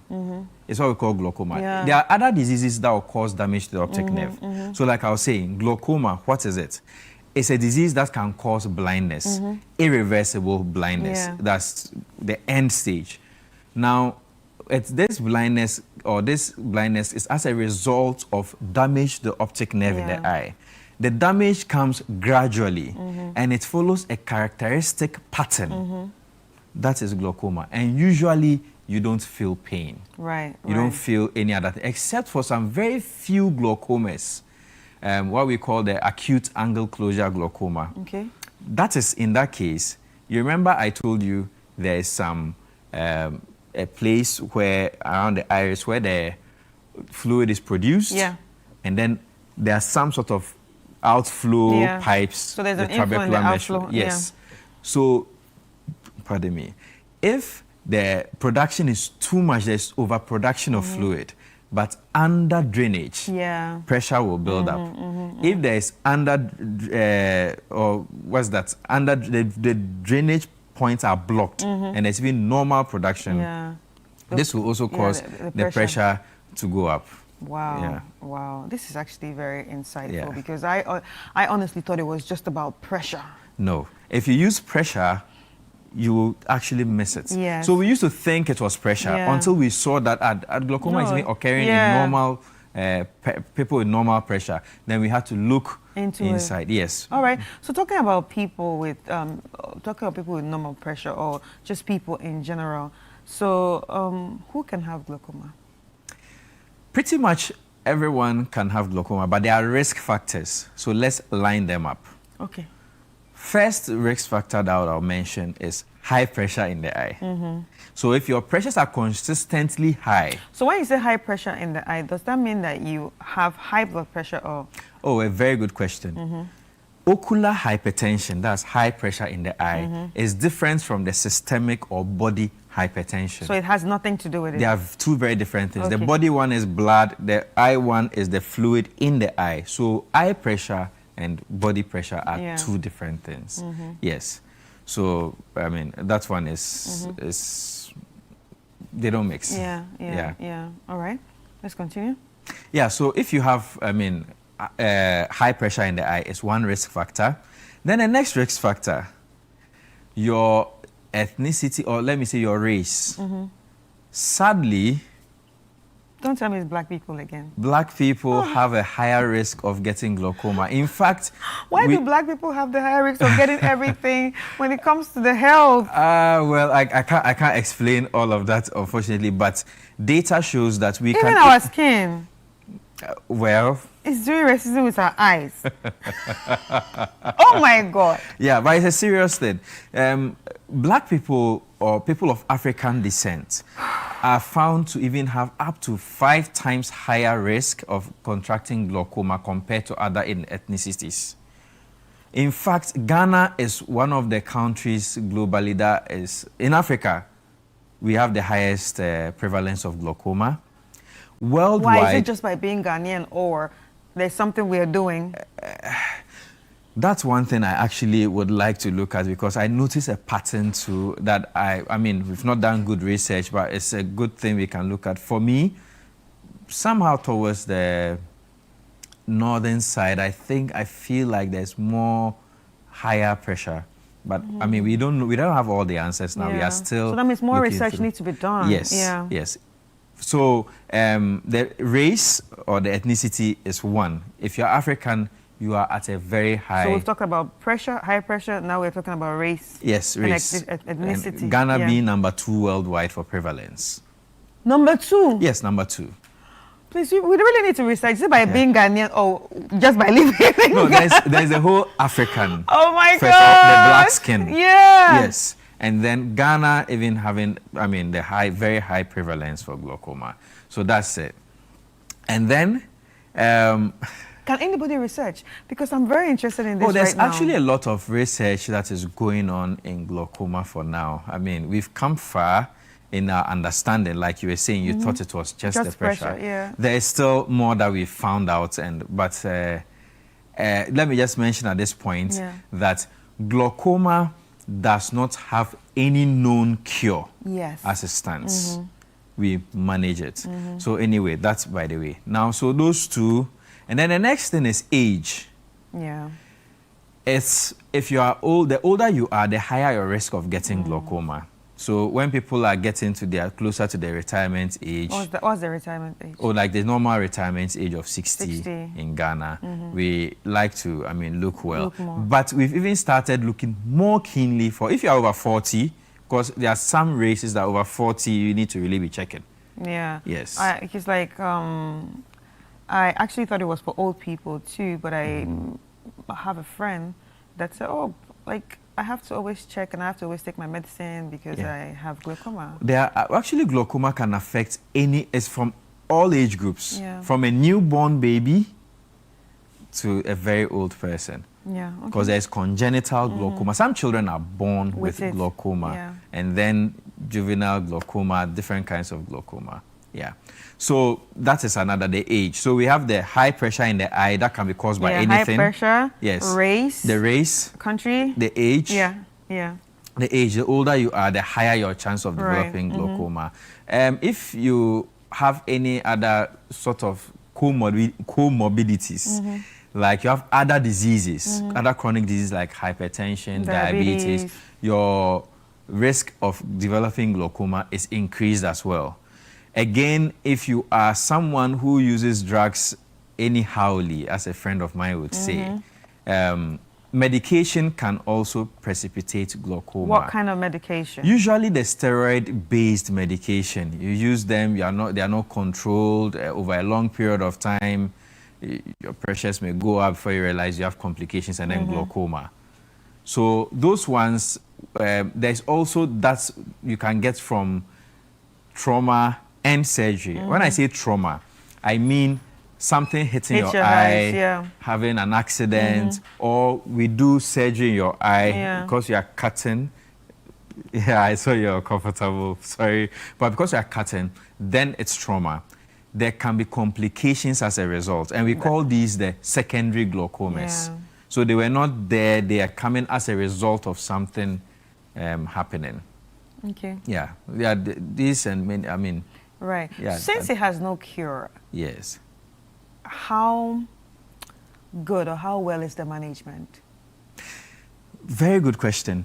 Actually, the management of glaucoma depends a lot on several factors.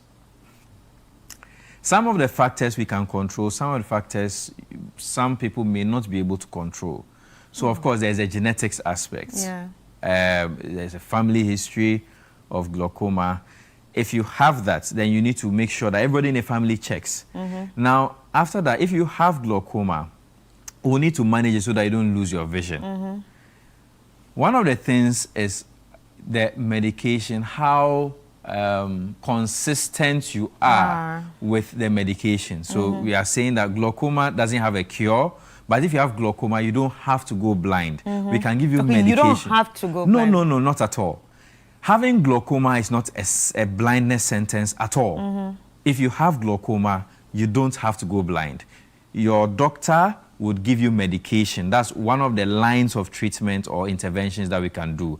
The purpose of the intervention is to help preserve your vision as it is at the time that the glaucoma is diagnosed. It is not to make you see again. Or make you see better. No.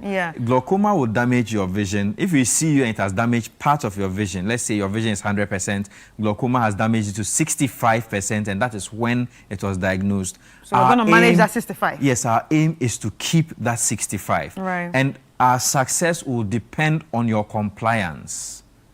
Are you using the medication?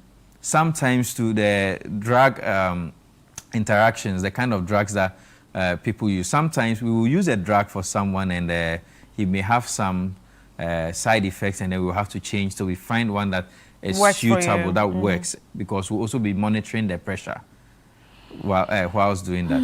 Your health, your general health. If you... Lifestyle. Yes, your lifestyle. We find out that if you are healthier or live a healthier lifestyle, combating glaucoma is easier than if you don't have a good, lifestyle. So that's one of the things you have to look at. If you smoke, you drink, you do other things that, assault the body, the management of glaucoma can be more difficult. Right. So that's one of the things that we look at. And of course, your socio-economic condition can sadly affect the management of glaucoma. Is it expensive? Long term it is, yes. And thankfully, the National Health Insurance covers some of the drugs. I hear that there's been an updating of the cover for National Health Insurance, and I honestly have not read the document to see which other cover generally healthcare, so I cannot really comment. But what I know is that the National Health Insurance access has been expanded for the drugs and for services. So some of the drugs are actually very expensive. When you say very expensive? Say, for example... Maybe don't call the brands, but like no, how no, much? I'm just saying. Some can cost maybe 100 cedis, some of the drops. Some can cost 300 cedis. So imagine that, and some can even cost 500 cedis. And how many times do I need to drop? Let's say you have a bottle that will last you 3 weeks. Yeah, 3 weeks to 1 month. And imagine if it is, say, on the high side, 500 cedis a month. How many people can afford it? No, because even with the normal dry eye drops that I get... Yes. So, and there are also others that are 100 cedis, For those ones, That's if your body accepts it, great. Oh, yes, yes. Yeah. It also depends on how, the kind of glaucoma we are treating, where your pressure is, and several other factors. Other systemic conditions, all these things will inform the doctor as to what kind of drug will work best for you. We really need to be healthy. Yes, you need to be healthy. So if you have these drops, there are some of the drops that you drop morning and evening. There are some of the drops that you drop only in the evening, some morning, afternoon, evening. They are different. So as the management goes on, you can modify or you can adjust. Yes, you need to. Your doctor would tell you when to come. Yeah. When to come, maybe every 3 months. So it's just about adhering. Adhering is very important. Apart from adhering, you also need to understand the condition. You need to understand the condition, because if you don't understand, for example, if we say use it twice a day, morning and afternoon is twice a day. Right. But maybe you are supposed to be using the drops every 12 hours. Yeah. So maybe in the morning at 6, in the evening at 6. Yeah. And keep it fairly constant. Yeah. Yes. There's another that usually some will say that, oh, there's one drop. Use it when you are going to sleep. Some people sleep at 7 today. They sleep at 10 tomorrow. Oh, no. They Okay, sleep so you have to be consistent. Yes. So I will usually prefer that they have at the back of their minds that they do it every 24 hours. So if it's 9 o'clock, you're using 999. So drugs... Sleeping or not? Yeah. Drugs are one way we can use to manage glaucoma. Surgery is another way. Surgery? Yes. And you can fix it? You can fix the damage. Not to cure. Yeah. Not to fix. But primarily in glaucoma management, even though we have said that glaucoma is not high eye pressure, we usually the pressure is one of the critical areas that we modify to manage the health in the eye. So if someone has, say, a blockage of the drainage, a surgery can be done to open up the drainage so that more fluid can drain. So if more fluid is now draining, the pressure in the eye will come down, and the person may not need to be using drops anymore, but maybe just every 6 months would come and let's check the eye, or maybe every 1 year, depending on what the doctor says. Every time I sit on this seat to have a conversation with a doctor, a new fear is unlocked, and it just keeps, this is the show that actually made me realize that we need to be very, very proactive when it comes to our health. Very proactive. Let me tell you something that happened just yesterday. I'm saying this because I want us to see how important checking our eyes. So I was on my way to work, and then my boss calls me, Dr. Kwame Obenyako, says, oh, Derry, I'm supposed to meet some people at this place, but something has come up. I can't be there. Kindly see them for me and all that. So when I start attending, he comes in. And there are times when, I would consult with him. We do that a lot. This woman comes in, and her vision is... bad. Very bad. Pretty bad. Yes. And the only thing is this, that we did not detect it early. That was the only thing. And it was, in such cases, usually not easy to break news to someone that we are sorry, there is nothing much we can do. I remember again, one of the, every doctor has these moments when he'll never forget. I was in a consulting room. I saw this man, very educated man, speaks very good English. I wouldn't say much for somebody to know his identity. And then I check his eyes. He can't really see. His vision is very poor. And then I tell him, I am so sorry. There's nothing much I can do from this point. Because I have done, I can't regenerate your optic nerve. Then there's this silence in the room, very heavy silence. Then the unexpected, he puts his hands on his head and says, I am finished, because he cannot work. He's married. He has a house to take care of. So basically, most of the times we are focused on chasing the money, chasing the jobs, chasing the position, chasing everything, and then we forget our health. And you see, the sadder ones are even the younger ones, the children. I remember there's another lady, got married for a year, and her eyesight went very bad. Came to me. Her vision is gone. So, Doc, what about pregnancy and eyesight? Some people get pregnant and then it affects the eyesight. in that situation, what's supposed to happen? Oh, usually pregnancy will affect the eyesight. I mean, due to hormonal changes. I mean, it was actually something I was considering for us to discuss, maybe around the mother's area. All right. Yeah, these are a few fluctuations. Maybe we'll discuss it. Yeah, then. we'll definitely have to discuss it. But I want to say a very big thank you for joining us today. And what is the tip of the week? Okay, so a tip of the week says this. So, good vision doesn't mean that your eyes are safe. You should have to go and screen for glaucoma. If you have good vision today, it does not mean that your eyes are fine. Make sure you screen for glaucoma because not everyone has that opportunity to save his sight. Right. Thank you so much. But how can people reach out to you? Oh, well, you can call call center for Third Eye Care Vision Center. You can call 025-6022-833. I go again, 025-6022-833. Right. You can reach me on social media on Instagram and TikTok. Right. August Derry, the month August and then D-R-Y together.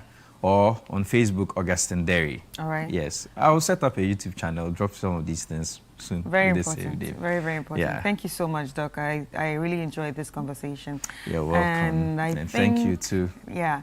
And ladies and gentlemen, you've heard it from the doctor. I think it's time for us to be proactive when it comes to our lives. And usually when we say go to the hospital, we only, think about the quick checks we need to do, but our eyes are also part of it. You don't want to go to the optometrist and then you'll be told, sorry, there's nothing we can do about it. That can be very heartbreaking.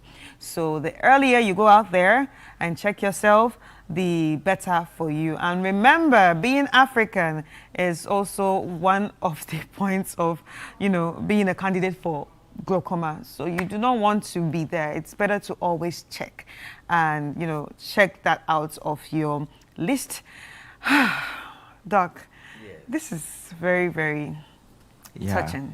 Yeah, it's easier for me to say this than to tell someone, I'm sorry, there's nothing much I can do. Anyway, we've been speaking to Dr. Augustine Derry, an optometrist at the TED Eye Care and Vision Center, GOA 2024 Best Optometrist, fellow at the American Academy of Optometry. And yes, he's been the doctor in the house. My name is Chris Carter, and thank you so much for joining us. I hope to see you next week, the same time, right here. Bye-bye.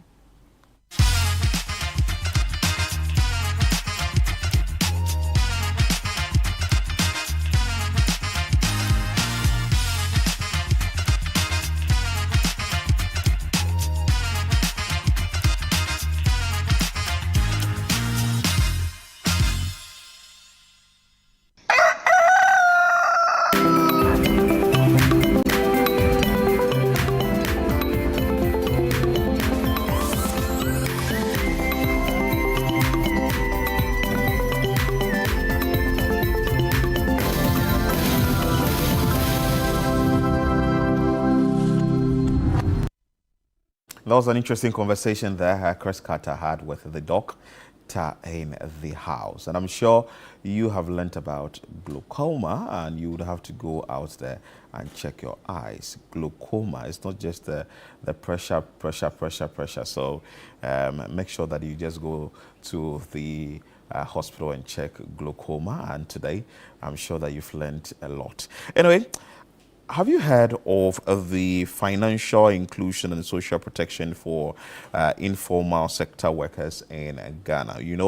In the country for decades has prioritized financial inclusion as key pillar of national development, supported by policies such as the National Financial Inclusion and Development Strategy, the Digital Financial Service Policy, and expanded mobile money interoperability. However, despite these gains, significant gaps remains for informal sector workers and constitute approximately 80%. The informal workers constitute approximately 80% of Ghana's workforce. But we're going to have a conversation here on the show how best we can get these individuals, the 80% within our workforce, to actually accept or also welcome financial inclusion. We'll be having a conversation with executives from the Center for Social Justice, and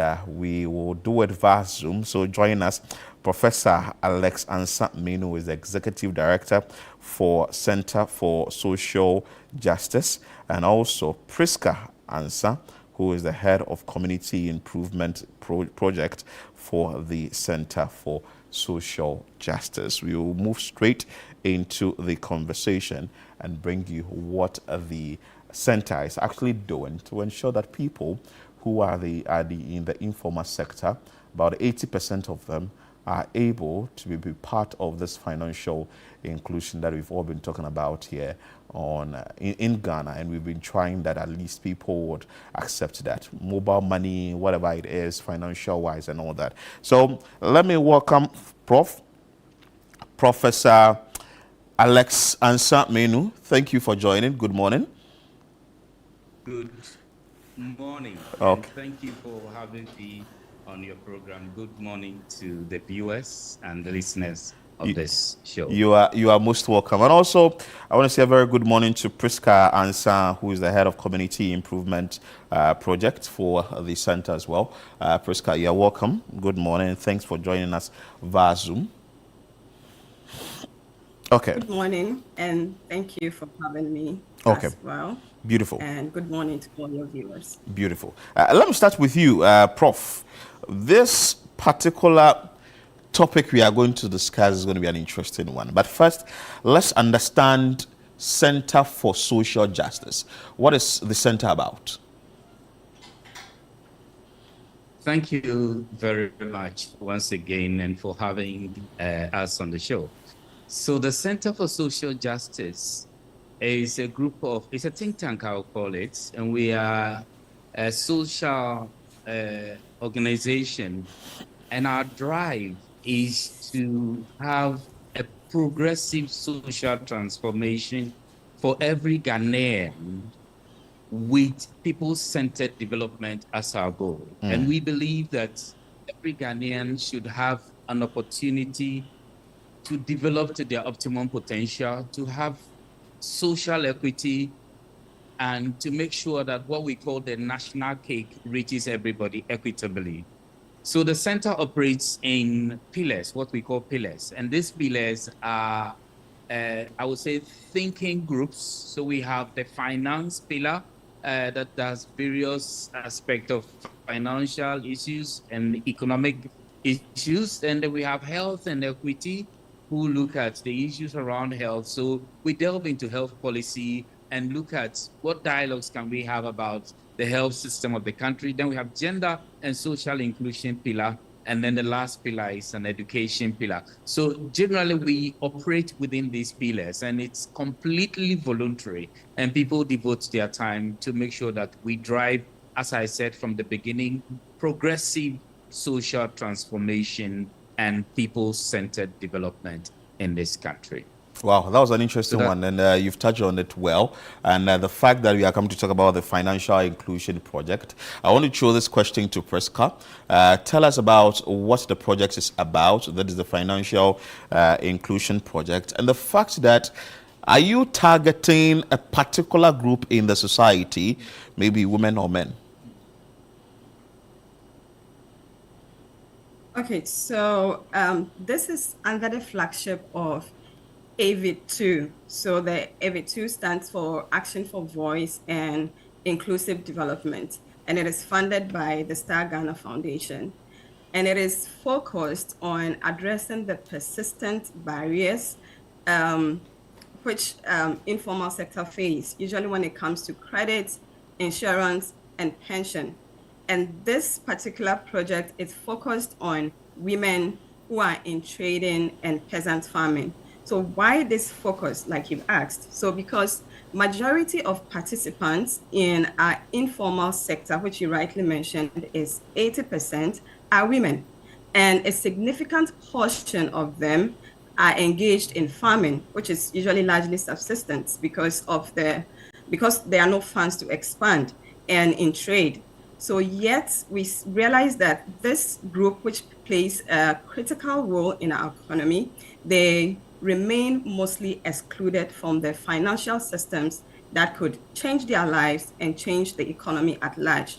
So when you consider the benefits that can arise from providing these essential services, the potential impact is great, right? So take, for instance, Atarke, who is a woman, who is a female farmer in my village at Doba. She farms, let's say, tomatoes using basic local irrigation methods, all right, on a small plot of land. Now imagine if Atarke has access to affordable credits along with the right technical support that could expand what she is doing to, let's say, an acre of land, and in collaboration with other women, that alone can reduce our dependence on imports, tomato imports specifically, and help us to avoid this, recurring tomato wars that we have with our neighbors. So now let's add insurance, all right, so that when challenges arise, whether from weather, pest, or price fluctuation, she doesn't lose everything and have to start from point zero. And we have seen this in our markets. When there are fire outbreaks, we realize that people who had millions of CDs or hundreds of thousands of CDs end up having nothing at all. And this is something that we need to tackle immediately. And you can also finally consider a pension scheme that ensures that she is not left vulnerable in old age after decades of hard work. When you bring all these three together, which is the focus of this project, credit access, insurance, and pension, you realize that we are not just supporting women, as we said, but we are strengthening households, we are stabilizing our communities, and we are driving an inclusive national economic growth, which is very critical at this point of our economic development. No. That's what I'll say for now. All right, thank you so much, Priska. Now to you, Prof. What's the main purpose of the national dialogue, and especially on financial inclusion?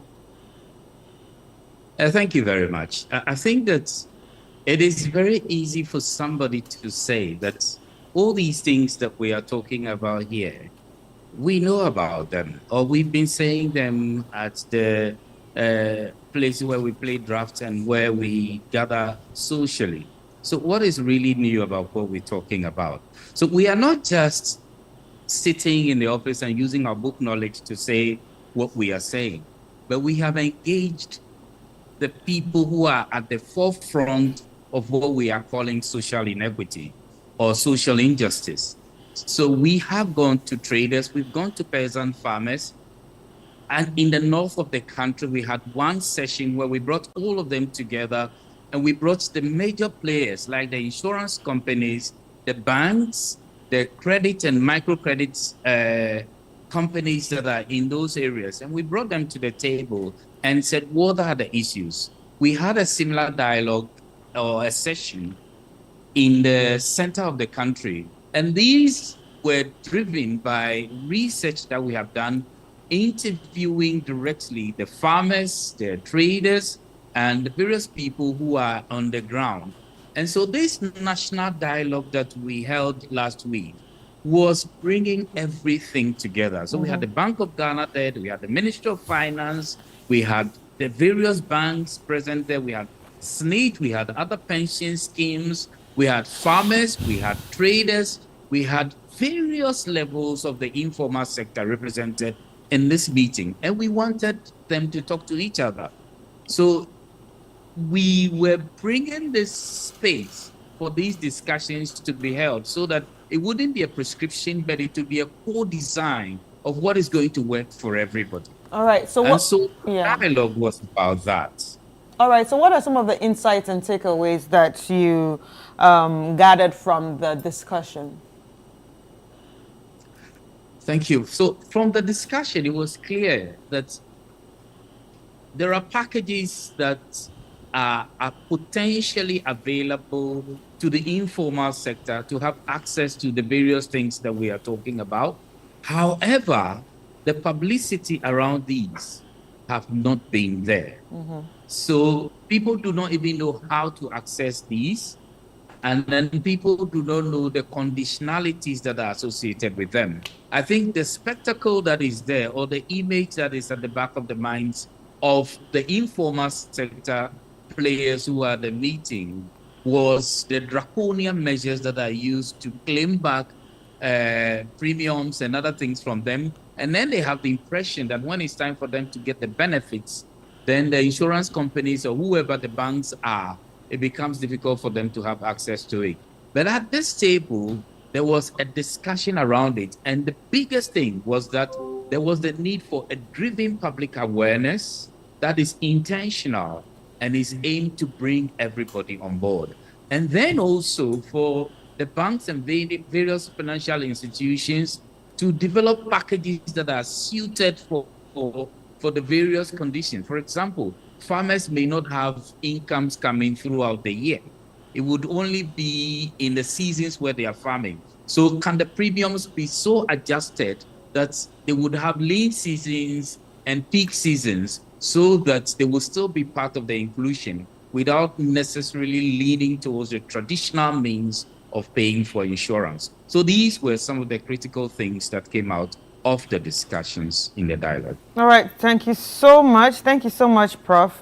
It was really nice having this conversation with you and Priska. Ladies and gentlemen, we've been speaking to Professor Alex Ansah-Menu, who's the Executive Director of the Center of Social Justice, and Priska Ansah, who's the Head of Community Improvement Project at the Center of Social Justice, and it's all about the financial inclusion dialogue that was had and organized by the Social Protection for Informal Sector Workers in Ghana.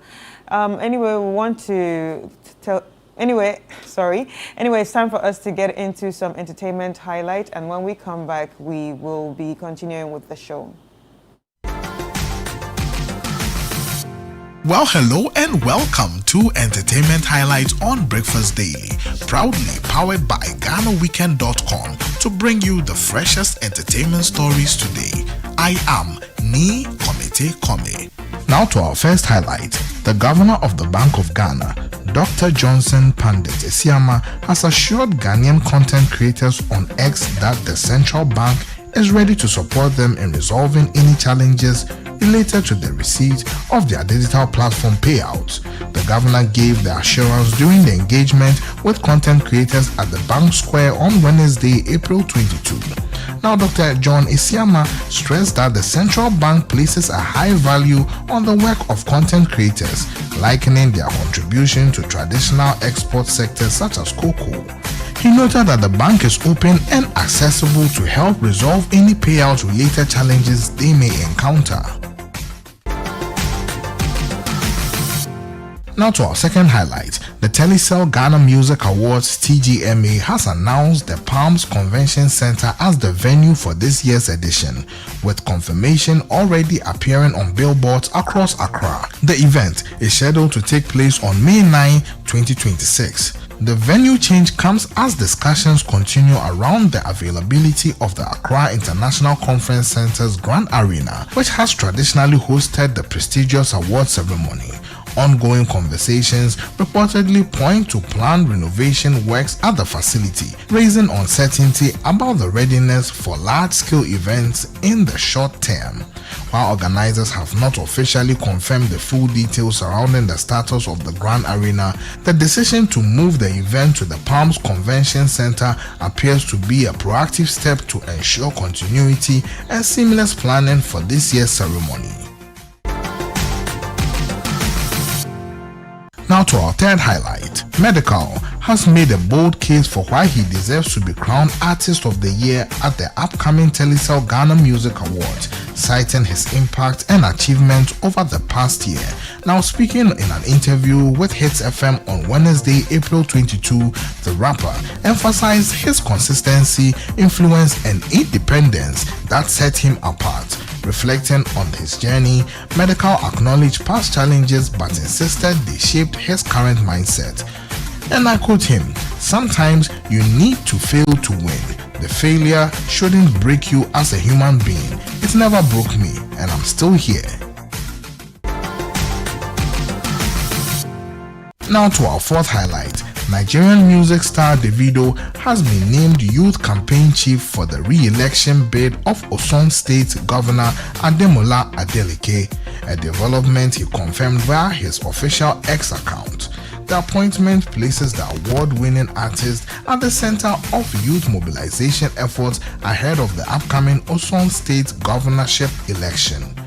Now, with the mandate expected to focus on engaging young voters and amplifying campaign messages across digital platforms, Davido, who is the governor's nephew, has been a visible supporter of Adeleke's political ambitions for years, publicly backing him during the 2022 election cycle that resulted in his victory.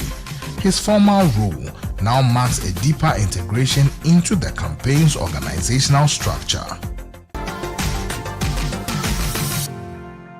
Now to our fifth highlight. Canadian rap superstar Drake has officially announced May 15 as the release date for his upcoming album titled Iceman. The announcement made through his official channels have immediately sparked excitement across the global music community, with fans anticipating what could mark his next major musical chapter, while details about the project remain tightly guarded. Iceman is expected to follow Drake's tradition of high-profile releases that blend rap, R&B, and melodic influences. The project adds to his extensive catalog of chart-topping albums and hit singles that have shaped modern hip-hop over the past decade. And that's a wrap on today's entertainment highlights on Breakfast Daily, proudly powered by GhanaWeekend.com. Now you know we've got you covered. From the hottest music releases to exclusive celebrity updates, stay tuned, stay connected, and keep your finger on the pulse of the world's entertainment. For more stories, behind-the-scenes content, and the latest updates, visit GhanaWeekend.com. Until next time, keep enjoying the vibes. I am Ni Komite Kome. And of course, visit GhanaWeekend.com for more entertainment stories. And now, it's time for us to bring you sports. Yeah, how you doing? Hello, I'm doing very well. Let's go straight. I'm just wondering. I just want to know more about what is happening with Chelsea and all that. Yeah. But let's start with Carlos. Yeah, Carlos.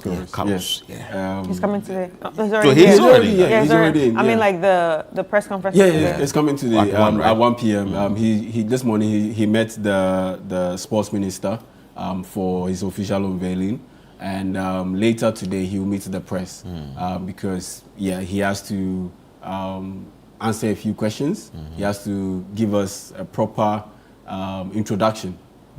Beyond the diplomatic side. I mean, you are going to work directly with the politicians and the FA officials, but you're also going to be working directly with journalists. He doesn't speak English, right? He speaks English. Very good English and very clear English. I mean, he served as assistant manager at Manchester United under Sir Alex Ferguson. And he's been with Egypt, and so Egyptians normally speak passable English. And so his English is on point. And are you worried about the language? Oh no. I mean, sometimes it can. So what if he spoke French? What was going to happen? Sometimes it can be an issue, but it isn't necessarily an issue. But I mean, football has its own language, and on top of that, if you want to communicate something, you can communicate through a translator. And so I don't think that's much of an issue if it were an issue, but that's not an issue even in the first place because he speaks solid English and he knows how to communicate and handle himself very well with the press. I mean, if you've been at Manchester United and you've served as the head coach for Real Madrid, I mean, there's no press conference or situation that you can't handle because, and the biggest thing is that yes, Real Madrid at every point in their history is great, but this man served as the head coach during their Galacticos era, the first Galacticos era, where Real Madrid had the likes of David Beckham, Ronaldo, Nazario de Lima. They had the likes of Zidane. So he's coached all of so those he's guys. seen those guys. Oh yeah, he's seen You those know guys. the tactics and all that. Yeah, if you've seen those guys and coached those guys, Yeah. I mean, and you coach at Real Madrid, yeah, I mean, coming to handle Jordan Ayew and co, yeah, it's easy peasy. And so that's why we say we will bring the cup. Well, I mean, I'm not that hopeful. I'm not that hopeful that we'll bring the cup. Oh. I mean, but what I am hopeful about is that we will get out of the group stages. Yeah. Yes, before he came in, I wasn't confident. But now that he's coming, What is making you I'm confident? pretty confident that we'll be able to go out of the group stage, because let's break it down. Ghana is playing against Panama, Croatia, and England at the group stage. The game against England, we are not going to lose, because it's Why? not about tactics. That game is just, it's just aggression from start to finish. We are not going to lose that game. Ghana, England. I don't see us losing that game. That game is not about tactics. Forget it. That game is all about passion, pride, and ego. That's pretty much it. So And I you don't think see, Ghana has it more? Yeah, I mean, I don't see Ghana losing to our former colonial masters. I don't see it. So there's a draw in there or win in there. And the game against Croatia is all about organization. And back in the day when it was Otuado as our head coach, I knew that Ghana wasn't going to be structurally and up in terms of organization, we weren't going to be on point. So they were going to beat us. But with this man coming in, the organization and structure is going to be on point. So I don't see Ghana losing to or Croatia in that particular game. So it's all about Panama. That particular game, the first game, yeah, individual quality will trump Panama. So I don't see Ghana not qualifying beyond the group stage. But beyond the group stage, that one is up in the air. It will depend on who we meet and the kind of quality we go up against. Okay. But I don't know if Ghana will win the title. But I'm very confident with this man coming in, we'll qualify beyond the group stages. Okay. But before he came in, I wasn't so confident. I mean, with Otuado. But now this man has come in, I am pretty confident. And so, yeah, that's the rundown. If you should meet him, what question will you push? Oh, I'll ask him first things first. Number one, what's happening with the DIU? Are you going to call him up, or are you going to continue? Will it be his decision to? Yeah, pretty much. Because it's a big call. It's a big decision. call. Because I know that decision is only sometimes some decisions you have to liaise with your direct employers, the politicians and the FA people. But there are some decisions where, you have to put your foot down, because it's a big deal. And the DIU decision, it is a big deal, because as I've always said, his inclusion or exclusion from the Black Stars is not necessarily based on what he brings on the pitch, but it's off the pitch. It is off the pitch where there's a tendency that if you bring him in, it's likely to disrupt the flow of the team, the chemistry in the team. There is a reason why ever since he became captain, Ghana hasn't done well at any competition that we've played in. What if he's changed? He won't change because he's a formed man. But you cannot blame it on just one person. I'm not blaming it on just him. Yeah. But there's a reason. You can put 2 and 2 together. And there is a reason why. It's also part of the reason. Yes, and that's why I'm saying, like, there's a reason why at the 2019 AFCON we exited at the round of 16 stage. The 2021 AFCON we didn't qualify beyond the group stage. 2023 AFCON we didn't qualify beyond the group stage. All with the DIU as our captain.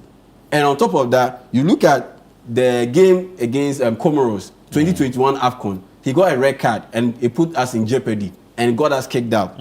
Against Uruguay at the 2022 World Cup. He missed the penalty. If he had scored that penalty, we were definitely qualifying beyond the group stage. 2023 AFCON. Ghana was leading by 2-0. The day he was on the bench, he got introduced into the game, and within 6 minutes, Ghana conceded 2 goals, drew with Mozambique, and we ended up not qualifying beyond the group stage. He is a formed man. He's not going to change. He is who he is. And the Black Stars have moved beyond him. When he comes in, is he going to respect the hierarchy? Because Jordan Ayew is the captain, Thomas Partey is the deputy captain, Alexander Djiku is the second deputy captain. Is he going to respect that order? I don't believe so. You don't believe so? So, in order to prevent any chaos and messing up the chemistry, don't bring him in. Number 2 question I'll ask Carlos Queiroz. What is the state of, what are you going to do with Jordan Ayew? Are you going to keep him or in the starting lineup, or are you going to bring him off the bench? Because you, Carlos Queiroz, per your system, you love to play transition football. Jordan Ayew is not fit for that role. So what are you going to do with him? Those are the questions I'll ask him. And just a quick one before we go. Yes, for the Chelsea fans, yes, your prayers have been answered. Liam Rossiniu has been sacked. He is no longer the head coach of Chelsea FC. And what I do know is that yes, I think he was badly treated. I know it's a business, it's a cutthroat business, but look, there's also the need to balance it out. The guy just came in and he was doing very well. He hit a rough patch. Was in for how many seasons? He was in for just 4 months. Okay. Just 4 months. And this weekend in the FA Cup, they are in the semi-final. The FA Cup, they are doing well. Just give him the chance to be able to qualify Chelsea to the final and give him the opportunity to battle for a trophy. Then if he fails in that semi-final, then you can sack him. But before the semi-final, then you sack him, you deny him a chance of being able to get Chelsea to the final and potentially win a title for the team. The Chelsea fans are excited. Yeah, they are excited. Because that's what they are used to, kicking coaches all over the place. But I honestly believe that, he wasn't treated fairly. But the world isn't fair. Yeah. I honestly believe that they could have done a better job. Yeah, but moving forward, they should go in for a grown-up to handle their affairs. Because the team owners, they are no grown-ups in the football business. And on top of that, the team itself, the playing personnel, the players, there are a lot of youngsters in there. There aren't enough experienced players in there. So you need a head coach who is a grown-up and not Liam Rossiniu, who was on the come-up to coach them. And that's what I honestly like an African uncle. No, not. We're grown-ups in the family. Anyway, a guy like Unai Emery of Aston Villa, I think is my thank you pick. so much, as always, you're welcome. for giving us updates from the world of sports. I want to say happy birthday to what's her name? Rachel Asabia Asari. Wow, this message. Please give a special birthday shout out to Rachel Asabia Asari, also known as Simply Iya, a wonderful entrepreneur in African accessories, jewelry, and fabrics, with love and warm wishes from Atu Crenso. We celebrate her today and wish her a happy birthday filled with love, success, and happiness. This is coming from Atu Crenso. And also, this one says that happy birthday to Desmond Kunedu Jibi at the University of Science and Natural Resources, Sunyani, level 200. And this is coming from Mother DSP Dana Ata Danso and Kumasi Central Prisons. This is how we wrap up today's edition of Breakfast Daily here on Channel 1 TV. I am Philip Nilate. And my name is Chris Carter. Thank you so much for joining us. And also a very big thank you to you that stayed throughout. And remember that Nanato Football started the show with us.